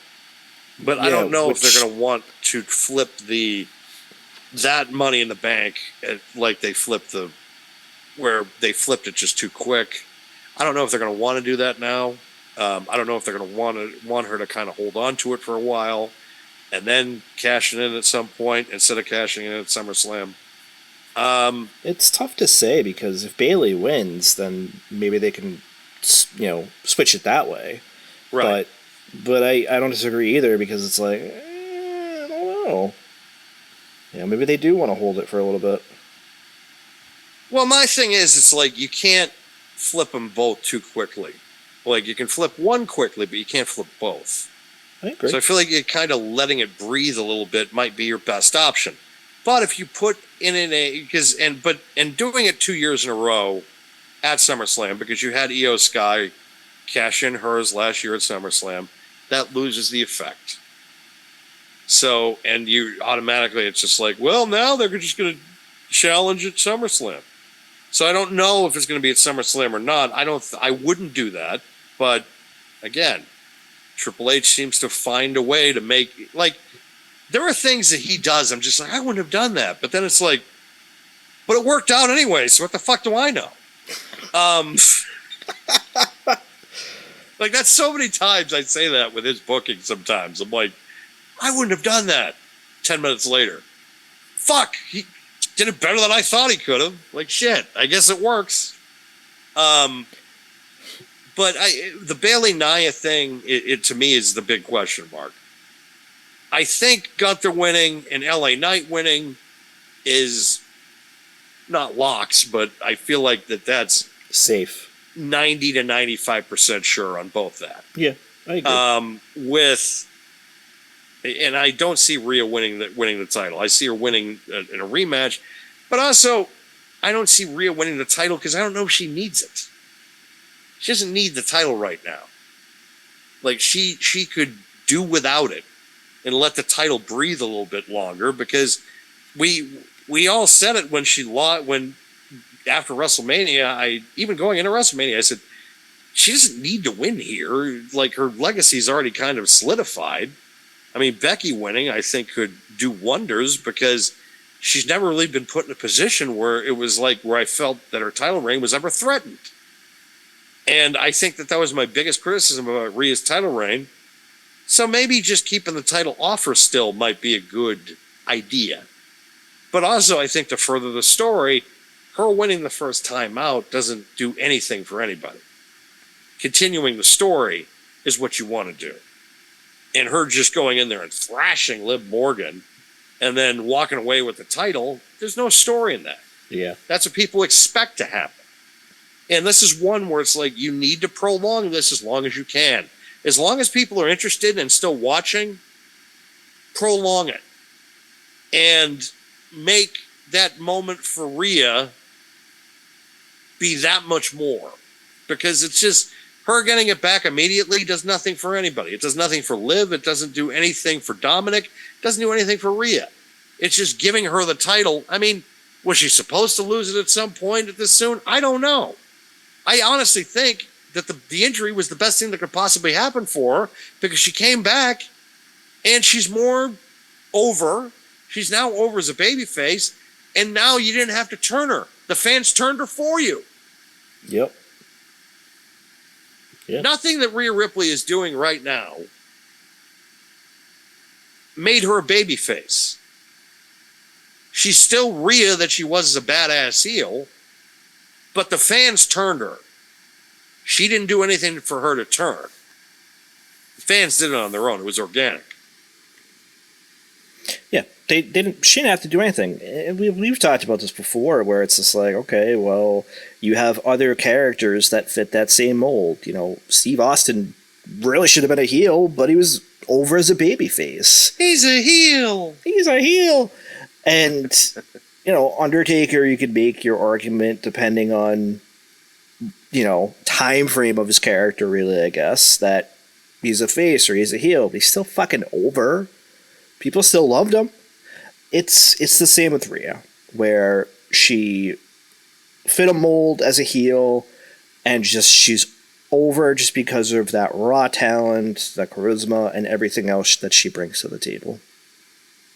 I remember the last time they tried to turn Taker heel, and that was when he was he went with the short hair look. Big Evil. He was the biker, Big Evil, Red Devil. Yeah.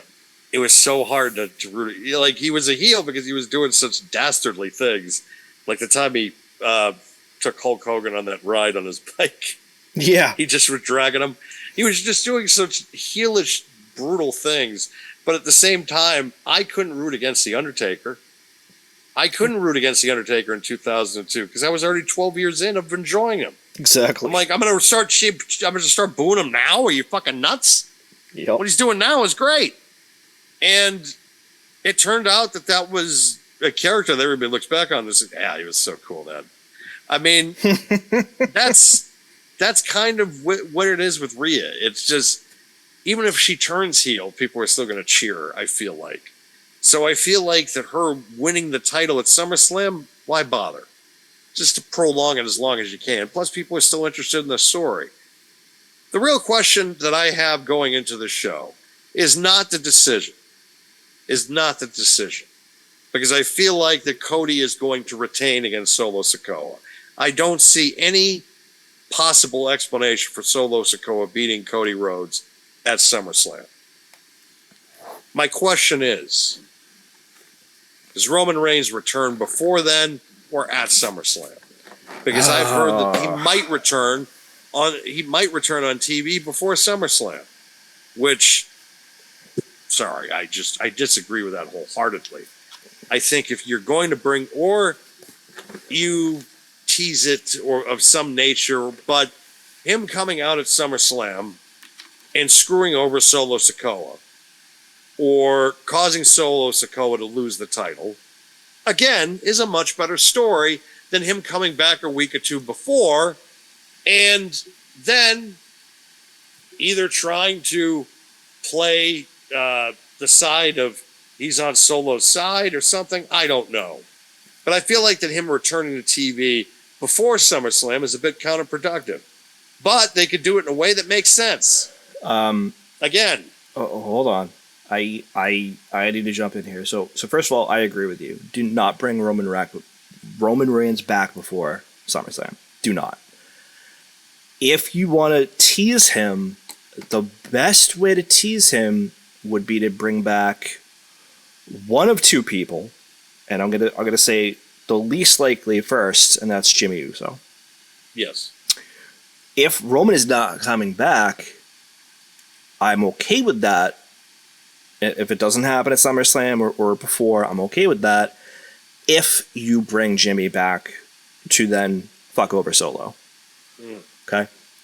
The second one that I would say, which this is assuming Roman is coming back at SummerSlam, would be to tease, maybe this week, a phone call, and then have him on SmackDown before, and that would be Paul Heyman. Right. You bring back Paul, tease him. It could be just teasing him, talking to Cody, and Solo seeing him even. Does not have to be a actual segment in the ring or anything like that. Do it that way, and then you plant the seeds that Roman is going to be there the next night at SummerSlam. I would not do it before. And again, that's assuming he's coming back, because I keep hearing different things. I keep hearing he's supposed to. I keep hearing that he's not. I keep hearing that there's a chance. We're not going to know until we know, which is going to be that night. Unless he comes back before, which, as I said, would be a mistake. Unless they make it make sense. Right, but, you know... But I wouldn't do it. I would just... He has to come out at SummerSlam. That's where you have to do this. You can't tease it.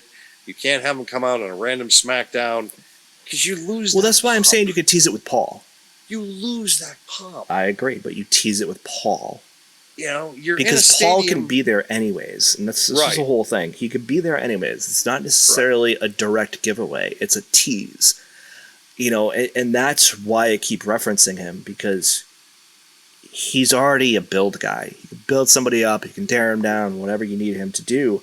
And having him in that position already, where he'd be coming back from injury, quote unquote, even though he's not a wrestler, you know, to try to get quote unquote his revenge, as it were. But then you find out at SummerSlam that it's not his revenge he's there to take or to talk to people about. It's there for Roman Reigns, who then comes out and interferes in that match. And listen, if it's not him, as I said, the next logical choice would be Jimmy Uso. But who's to say it's not both of them? And they reform the original bloodline with him and the Usos. It's just, we don't know. It would make the most sense to go about it in one of those two directions, though. And yeah, I wholeheartedly agree and believe that what you said before of Cody walking out still champion is definitely the way to go to. The only thing logically that makes sense, I also feel like that the way that they have,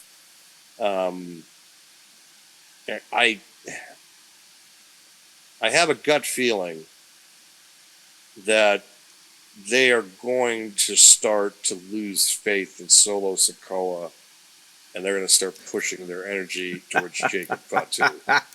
It's just, man. You have to look at that. You have to look at those two and the trajectories that they both have, the credibility that they have. The fans see is the same thing that I see And I think a lot of others see, and they see Jacob Fatu as more of a threat than what Solo Sikoa is. Can't imagine And why that might be, by the way. You wonder. But Ooh, man. but it could happen. I don't know. I think that, and I said it here on this program many a times. I said, Solo Sikoa, if they bring in Jacob Fatu, the shine is going to be taken off. And that's exactly what's happened. That is exactly what's happened. Because people are looking at Jacob Fatu and they're just like, holy shit. So I have a question, and granted, I'm being sarcastic when I ask, but what fucking shine? Solo hasn't had a shine since he came up, I feel like. He really hasn't. He's not believable. He's just not believable. I'm not going to say he's not believable, but it's like you have put him in such a position that the best way to say it is like he's a do or die. Yes. And he has really not main evented much. He has had matches that have resulted in him getting squashed by, I want to say better talent, but also inferior talent sometimes. And that can't be understated. Like last year, 2023, what was his record? Like 0 for 35 or something like that? Yeah, it was something ridiculous. And like granted, yeah, like, oh, it's scripted. Like, yeah, but when you script somebody losing that much. Oh, but he beat John Cena. Yeah, when everybody's been beating John Cena. What did he beat? A bald spot? Like, just get out. I don't know. I feel like the same though. Like, he's not believable. I don't view Solo as a real threat to anybody, let alone Cody Rhodes. Cody's beaten him already multiple times on television. Yes. And, it's just I don't care about this. You took probably the weakest member of the Bloodline and put him in a role where he is the leader of that faction now. And listen, in some respects, that's worked in the past, right? You put somebody in a position of leadership and it does what it does, I'll say it that way. It succeeds, fails, whatever. And maybe that's the thing. Maybe they want the Bloodline now to start failing so they could build it up to do the Bloodline Civil War and then whatever else is going to come after that. I have no idea. But I just can honestly sit here and say that out of all 4 of the current members of the Bloodline, I find Solo to be the least engaging of all of them. I just don't care. And the least talented, I feel like. Because I hate to say it that way because I feel like they've put him in this enforcer, be afraid of this guy type of matches ever since they gave him the Simone spike. Yeah, so I don't know if that's his fault or theirs. I don't know, but obviously he needs to share some of the blame for getting booked into that position in the first place.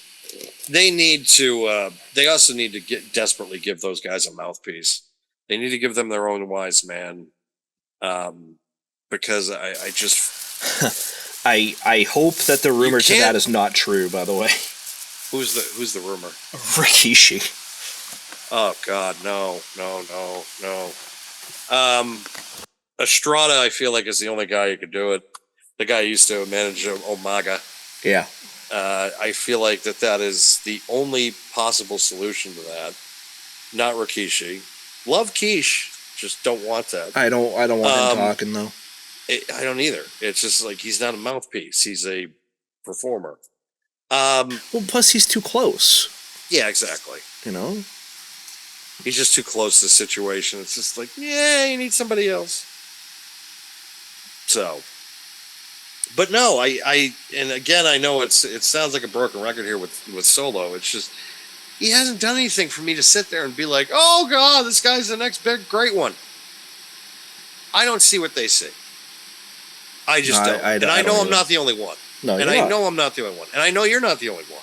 I know. I know there's more people out there that feel the same way I do. And again, because I try to be fair and balanced on this program, I'm criticizing the main event for SummerSlam But the only reason I'm doing that, and it won't be bad, is if Roman Reigns comes back. Roman Reigns comes back, I think that makes the match better, and that makes the story better. But then how do you go from, is it going to be Roman and Cody going to like have a moment together? Like what? How are they going to kind of get over that hump? Considering the last 2 years, Cody did nothing but chase the guy and then wins the title finally. And then, but now they haven't had any, we haven't seen Roman since WrestleMania. I could tell you. And this requires a lot of speculative thought. We have no idea what's booked for that match. No, we had an inkling to some of the stuff booked for the WrestleMania 40 event, and we knew The Rock was going to get involved. We had maybe an inkling feeling that obviously with Solo getting involved, maybe Cena would. We thought that it would have been Austin. We found out later it would not be, and then we found out that night that it was going to be Undertaker. And obviously the Usos are going to get involved as well. If we look at comments that have been thrown out in the past, say 6 months, by any member of the former Bloodline or its iteration since WrestleMania, and looking at comments that were the night after WrestleMania, who's to say that The Rock maybe doesn't make the appearance too, to start finally teasing WrestleMania 41 against Roman Reigns? Who's to say? Maybe they have their own standoff, and maybe we find out, the lines being drawn for the bloodline, so to speak. We just don't know. And that, in part, has made it interesting over the course of this entire bloodline story. And looping in Cody Rhodes when he came over and came back from injury at the Rumble, not this year, but the year before. And that can't be understated, because ever since then, and it's even in Cody's fucking theme song, there's more than one royal family in wrestling. Yes. We just don't know where these two royal families, so to speak, are going to end up. I think their stories are intertwined as long as they are still part of the company. But I think this is one story that Cody probably sits out. Who's to say that The Rock doesn't come out and then Roman comes out and fucking spears him? Makes a quick nod to Cody, but then explicitly says, I'm coming for that sooner or later. We just don't know. It's a big pay-per-view. All bets are off. Exactly. We'll go more in depth in a few weeks, but I was thinking next week we could also rank the, like we did for WrestleMania, we could do our good, meh, or bad SummerSlams. To kind of, we could talk about, or talk about like some of our favorite moments, because there have been some tremendous moments at the event over the last couple, over its history, its inception, and the mega powers going back to '88. You had 90 Hogan's return against Earthquake, the match made in hell, match made in heaven in '91. Yep. Like, there's a lot of storied history to go from, not so storied history as well. Oh yeah. 2010, when they were where was Dan during that pay-per-view? I was watching the Expendables, where John Cena was squashing the entire Nexus. So but you're right though. SummerSlam is always, like, if you're gonna rank the top 4 at least in WWE, it's always been number 2. I feel like, there are some years it might be a number 3, some years it might be number 4, but it really is like that summer party event. I always liken it to like the All-Star game. Truthfully, well, I consider, to be quite honest, I'll shoot this one out there, and it might bother some people, but like SummerSlam 2002, I thought was a better show than WrestleMania X8, top to bottom, because you think about it, that was the Shawn Michaels return against Triple H, and then the main event was Rock versus Brock, which saw the changing in the guard, and Brock Lesnar's ascension to the top of the company, and that's something that there have been years where WrestleMania has been outshined by SummerSlam. I agree. And you can make an argument that SummerSlam 05 had a bigger main event than anything that WrestleMania put on, because it was Shawn Michaels against the Hulk Hogan. Like there are shows which you can argue that the match wasn't what people wanted, but at the same time, if you look at a Hulk Hogan matchup in WWF at that time, the one guy that was going to get a really good match out of him was Shawn Michaels. And the little subtle jabs at the beginning when Hulk Hogan's making his entrance and Shawn just starts doing a shovel motion just to the center of the ring. It's like, oh, we're in for a long night. And then Shawn's overselling. There are moments that I still look back on fondly that other people might not. But we'll talk about that more next week. Kind of give our favorite SummerSlam or rankings or something. We'll talk about that more next week. But because we got to do something to kind of fill out the time. Of course, we'll do a more in-depth preview, even though because we'll have more. Well, we have time. We have time. Yeah. It's just the fact that, and plus, I'm sure that there's going to be more storyline building over the next few weeks. Exactly. Yeah. Where's this Dom and Rhea thing going to go? Where's this Liv and Dom and Rhea thing going to go? Is Roman Reigns going to come back and make an appearance? Is there going to be a tease for Roman Reigns? Is there going to be 2 Undertakers again? I don't know. Yeah. No, it's a long.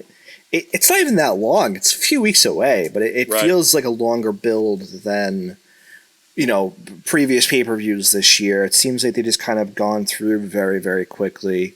And obviously with Money in the Bank kind of being the dud so far this year, we're hoping for a little bit of a bounce back and not so much match quality, but overall PLE quality Yes. from Money in the Bank to SummerSlam. But yeah, we'll discuss that the next couple of weeks. We'll recap some of the stories in WWE, see if there's anything in AEW we want to talk about, which probably won't happen. But still, the offer's on the table, Tony. Prove us wrong.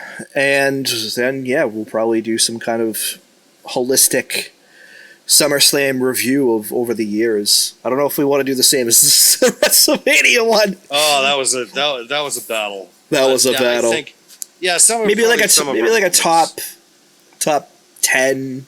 Or top 10 probably. Or maybe like a top 5 good, top 5 bad, something like that. Yeah, actually, you're right. I like top 5 good, top 5 bad.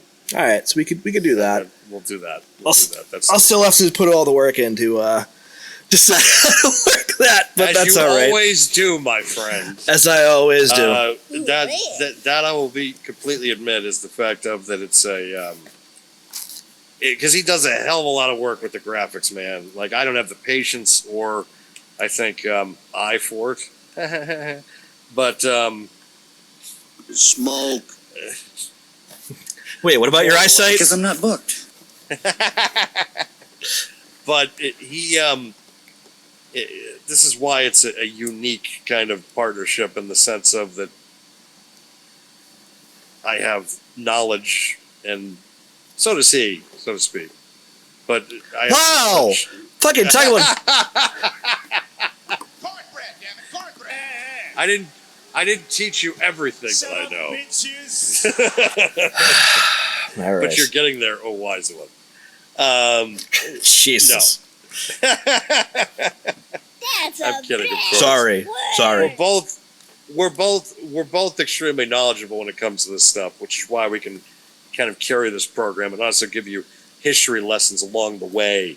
But as far as the graphics are concerned, this has been all him since day one. I have no problem saying that and admitting that that is something that I probably a little lack on. At least the patience of it, because he is very patient with it on something that I would just be like, I guess this looks good, and then it doesn't look good and makes it out. Listen, there are times that I sit there, I'm just like, oh, it looks like shit. Like, I just don't always say it. Number one, number two, I kind of just let it go because I think it's decent enough, I guess. Let it go. Yeah, let it. Yeah. Yeah. But I appreciate it. It's not something that I ever really thought I would be good at, and it just I make it work. And I feel like, much like anything else, the more you do it, the better you get at it. So Yes, and because it's we're in the midst of a very interesting time, not only in just the industry, but also in certain media companies or media affiliates, I guess you could say. So everybody is trying to fight for market share. Everybody's trying to fight for people to listen to and try to get engagement up and all that. And that's kind of our drive here. We try to make an interesting program and make you and entertain you, and also bring some type of knowledge to the program, because I feel like sometimes with wrestling podcasts, it's just two talking heads and they're screaming at each other half the time and just going over and over one part or one segment of things. Where I feel like with this show, it's like we try to bring knowledge, we try to bring experience, and we try to bring a sense of humor that maybe 6 people will get. But at least initially, some of you will have to do your homework. It's not like because I might get to a point where it's just one episode could be a Clerks, the animated series reference show, where it's just me making Clerks references all night. 37. but I mean, I feel like we both do that. Yes. And I'm going to be 100% honest. I don't think there's anything wrong with that sometimes. Dude, like, you and I have been friends for a very long time, and we are very alike in that respect, and also in some of the media, I'll say, that we enjoy. That being one of them, another one being the critic. It stinks! It stinks. And, like, I remember just going to your place. Book. Yeah, buy book. It stinks. It's just, we like a lot of the same stuff, and that makes it a little bit funnier. And this is why we have other show ideas coming sooner or later, once other things have kind of settled down and gotten figured out. We have next week on Clone High. Yeah. Clone High. Plastic bag. I did not have relations with that woman. I guess they brought Clone High back, but they had to take Gandhi out. That was apparently the new. Like they did like a reboot of Clone High, and they took Gandhi out. Lame. Nothing is better than the original. If you can catch it on YouTube or some type of, it was only around for like one season. One season, yeah. Goddamn hilarious. Like dude, laugh out loud. You have like teenage clones of Joan of Arc, Abe Lincoln, JFK, Cleopatra, Gandhi, and like a bunch of Joan of Arc, I think. Fat Elvis and Thin Elvis. Yeah. Forgot about that. Oh my god, it was such a great show for its time. Such a great show. But what are you having for lunch? What are you having for lunch, said Elvis? Oh, it's just steamed vegetables and a peanut butter sandwich. What are you having? A thermos full of Plaxidils. Bacon. Oh man! He takes the Plaxidils and just fucking face plants. We grew up on this Adult Swim, MTV animation when they actually produced shit that, besides ridiculousness. We grew up on that, so hit my mic. all that has, I guess, influenced us enough where it's just like, okay, we can do this and just make a show of just these references that maybe a certain age bracket will get, but everybody else will just be like, what are you talking about? But Yeah, I think the next couple of weeks will be interesting as we're on the road.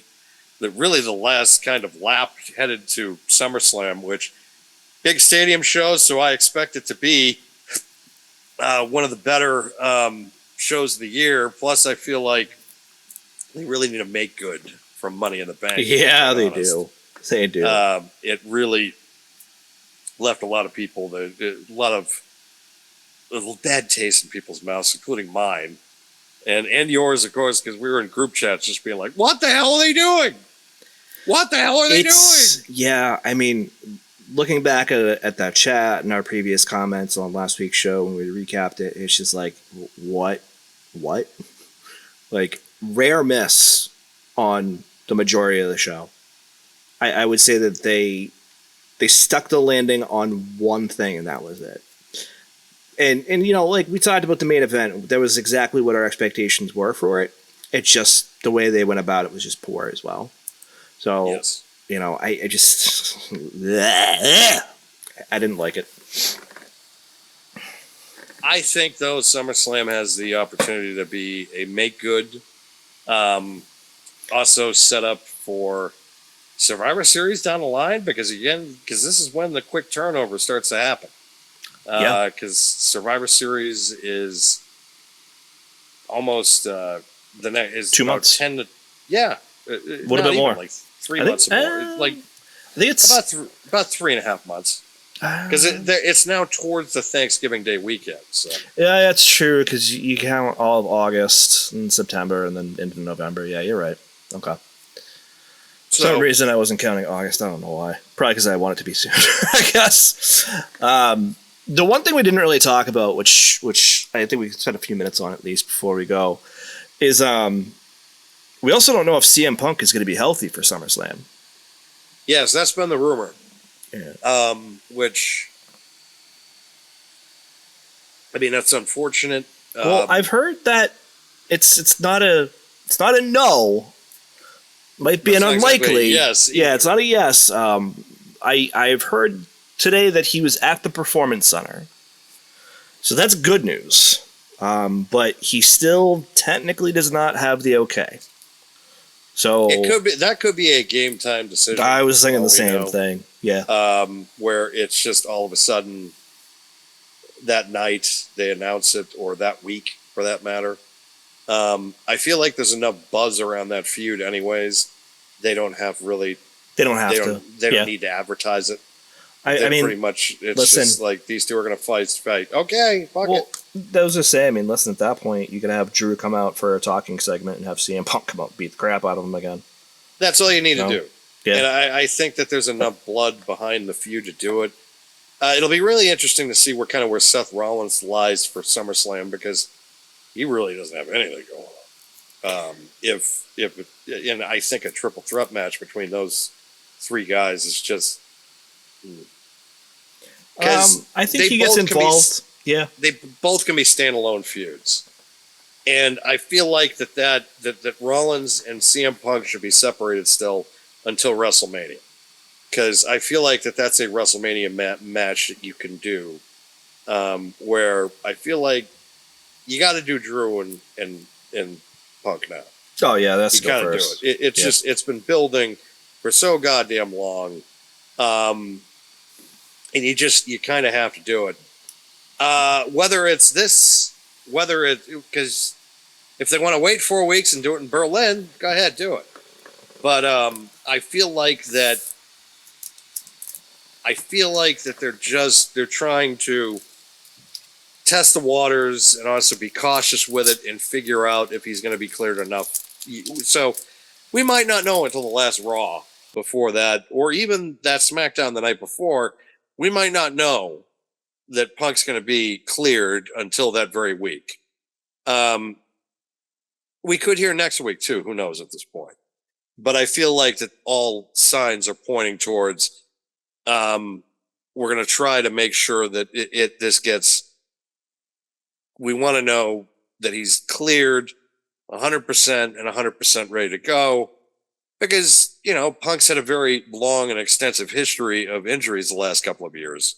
So you kind of want to take it easy with him and figure out if this is You wonder if he's one big injury away from that's it, because of just the amount of time and injury history he has had the last 2 years, especially. Yeah, he tore the first triceps at the end of in the fall of 2022, had that retaken up,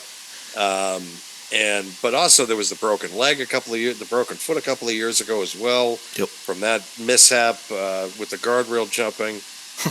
So there are things that kind of need to get settled before we go into. So they need to be 100% sure that he's ready to go for SummerSlam. Yeah, no, I agree. Absolutely. Because it's hard to say otherwise. Like, he's a little bit on the older side. Not that older guys haven't wrestled, obviously, but still, he is on that older side. He has been injury prone the last couple of years since coming back first at AEW, now to the E. And this, ironically, would only be his second televised match, whether it be on TV or on a PLE, since coming back. First singles match, because the first one was the Royal Rumble. The Rumble, yeah. And so this would be his first singles match on pay-per-view in the company since, or the first match that did not include a Battle Royal, because his last match before the 2014 exit was the Royal Rumble. Yeah. Yes. And then he had the injury at the 2024 one, so he hasn't had a singles match on a pay-per-view probably since 2013. Well, with WWE anyways, yeah. Yeah. At least since so we're talking about 11 year, but they're not going to mention AEW. So no, I realize that. I'm just saying 11-year gap. Yeah. But yeah, I mean, the fact that they've been able to build this story though and kept it going for 6+ months with every turn imaginable just shows you the talent on both sides of Punk and McIntyre, and both of them have had to. It really has been like a Shawn Michaels, Bret Hart thing in 1997, where they just keep fucking each other over. Yep. So I think that you kind of got to wait and finally see if Punk's going to be healthy enough to go. I'm sure that the fittingness of it too, of happening at a big pay-per-view like this, is also huge. I hope that he's going to be cleared. I think everybody's been clamoring for this. I just think that they're trying to do every possible thing that they can to draw it out and to make people think that maybe Punk is not cleared, and then the last week they somehow get everything on the same page. Maybe they'll do like a non-sanctioned match because Punk's not technically cleared. So that way he signs a waiver and it's some like big, huge brawl between the two of them and Punk prevails in the end. But technically the match didn't happen because it's non-sanctioned. These are all things that could be used on the table to kind of to be able to have this match happen. And it should. I feel like that the logical conclusion for both those guys is a matchup at SummerSlam. Yeah, I mean, listen, I hope he's ready. I hope he gets cleared, because I do agree that is the best place to do it. If it's not going to be at a WrestleMania, it should be at a Big Four. If it's not, one or the other, whether it be the Rumble or whether it be Survivor Series, it should be at SummerSlam. Especially considering in 2026 you're going to 2 nights.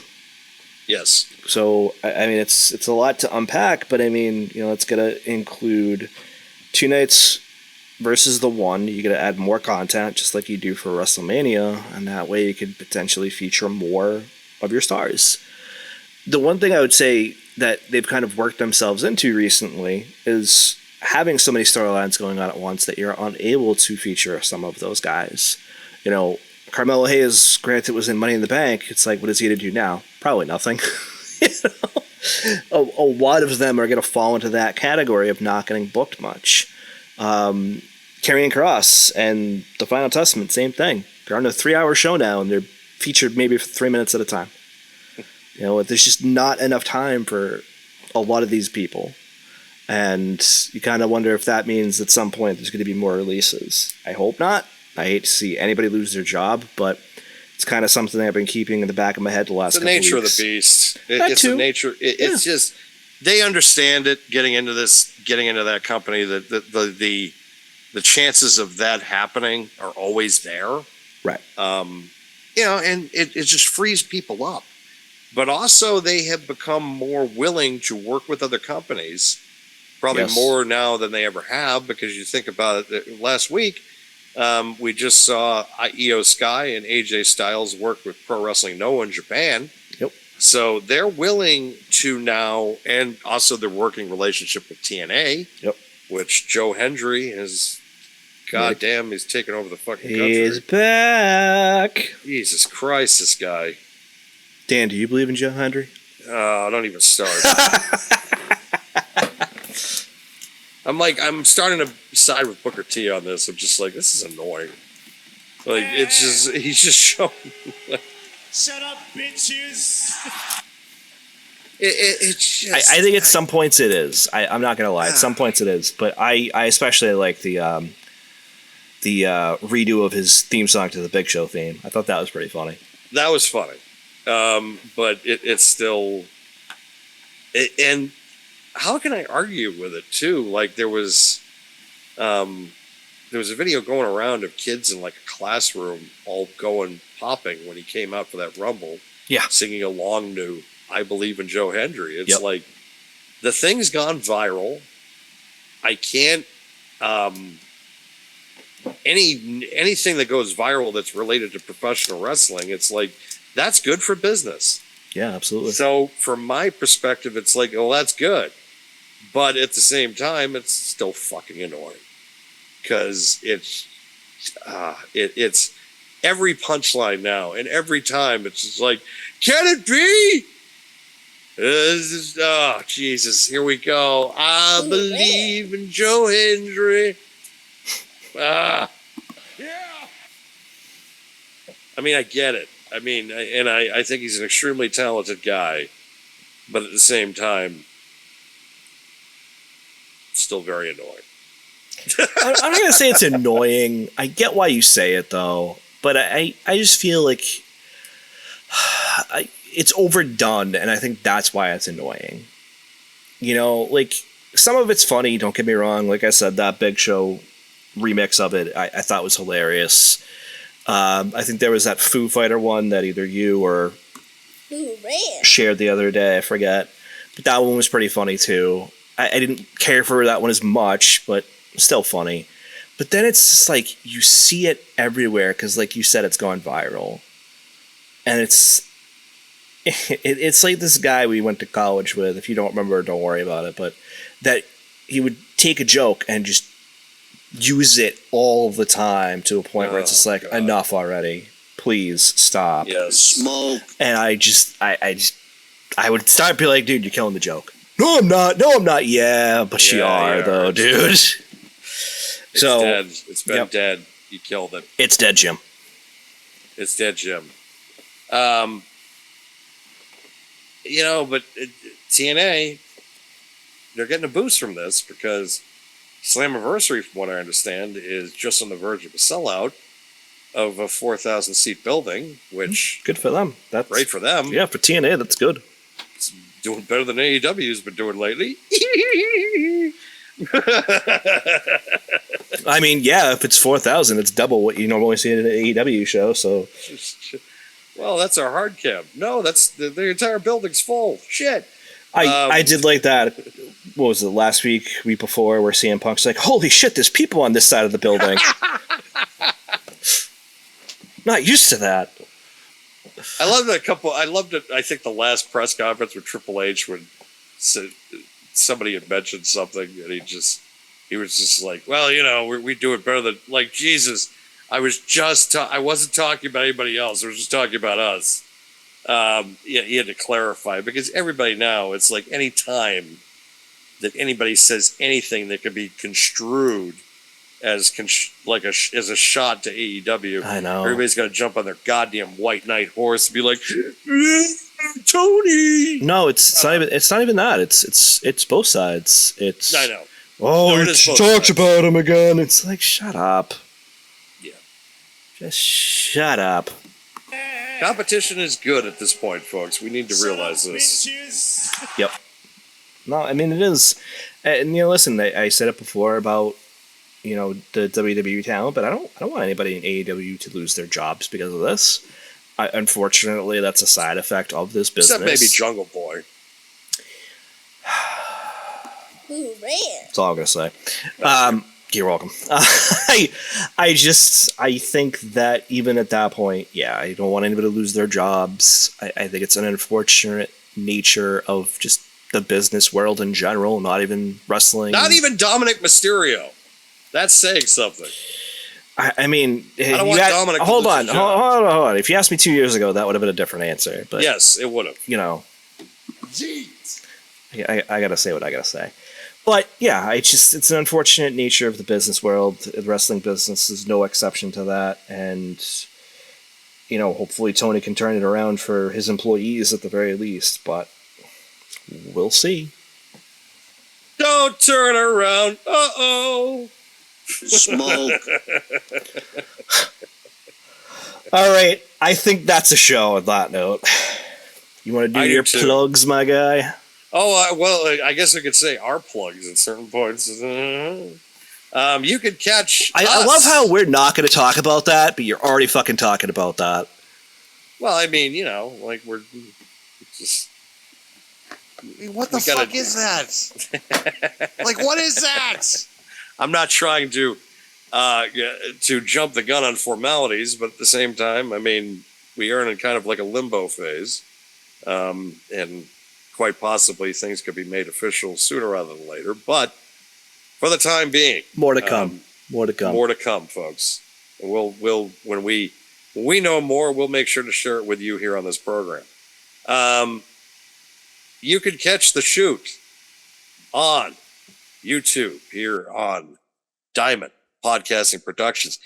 And you can catch the shoot as part of Pro Wrestling World Talks on Spotify and Apple.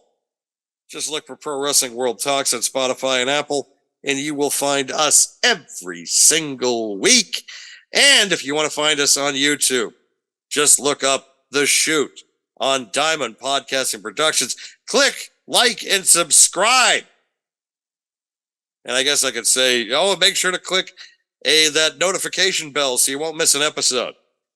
And all that good stuff. Yeah. And of course, we're going to be back next week to talk about more SummerSlam building, our favorite moments of SummerSlam of years past.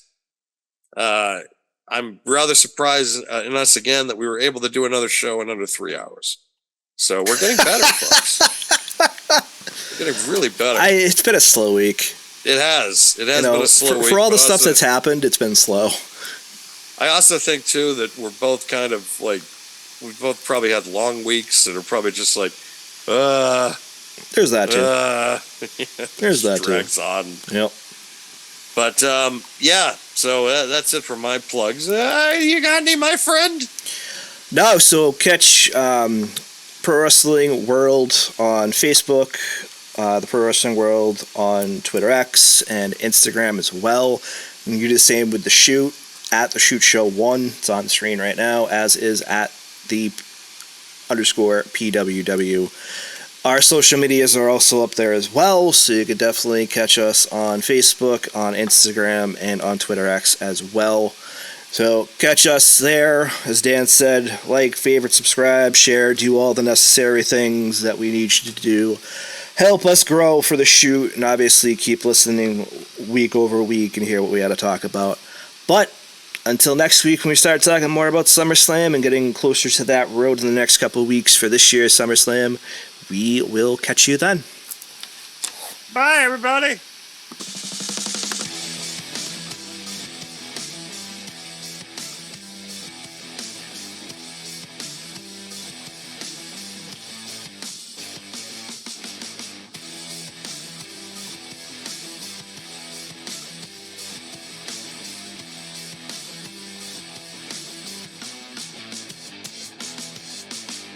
Smoke.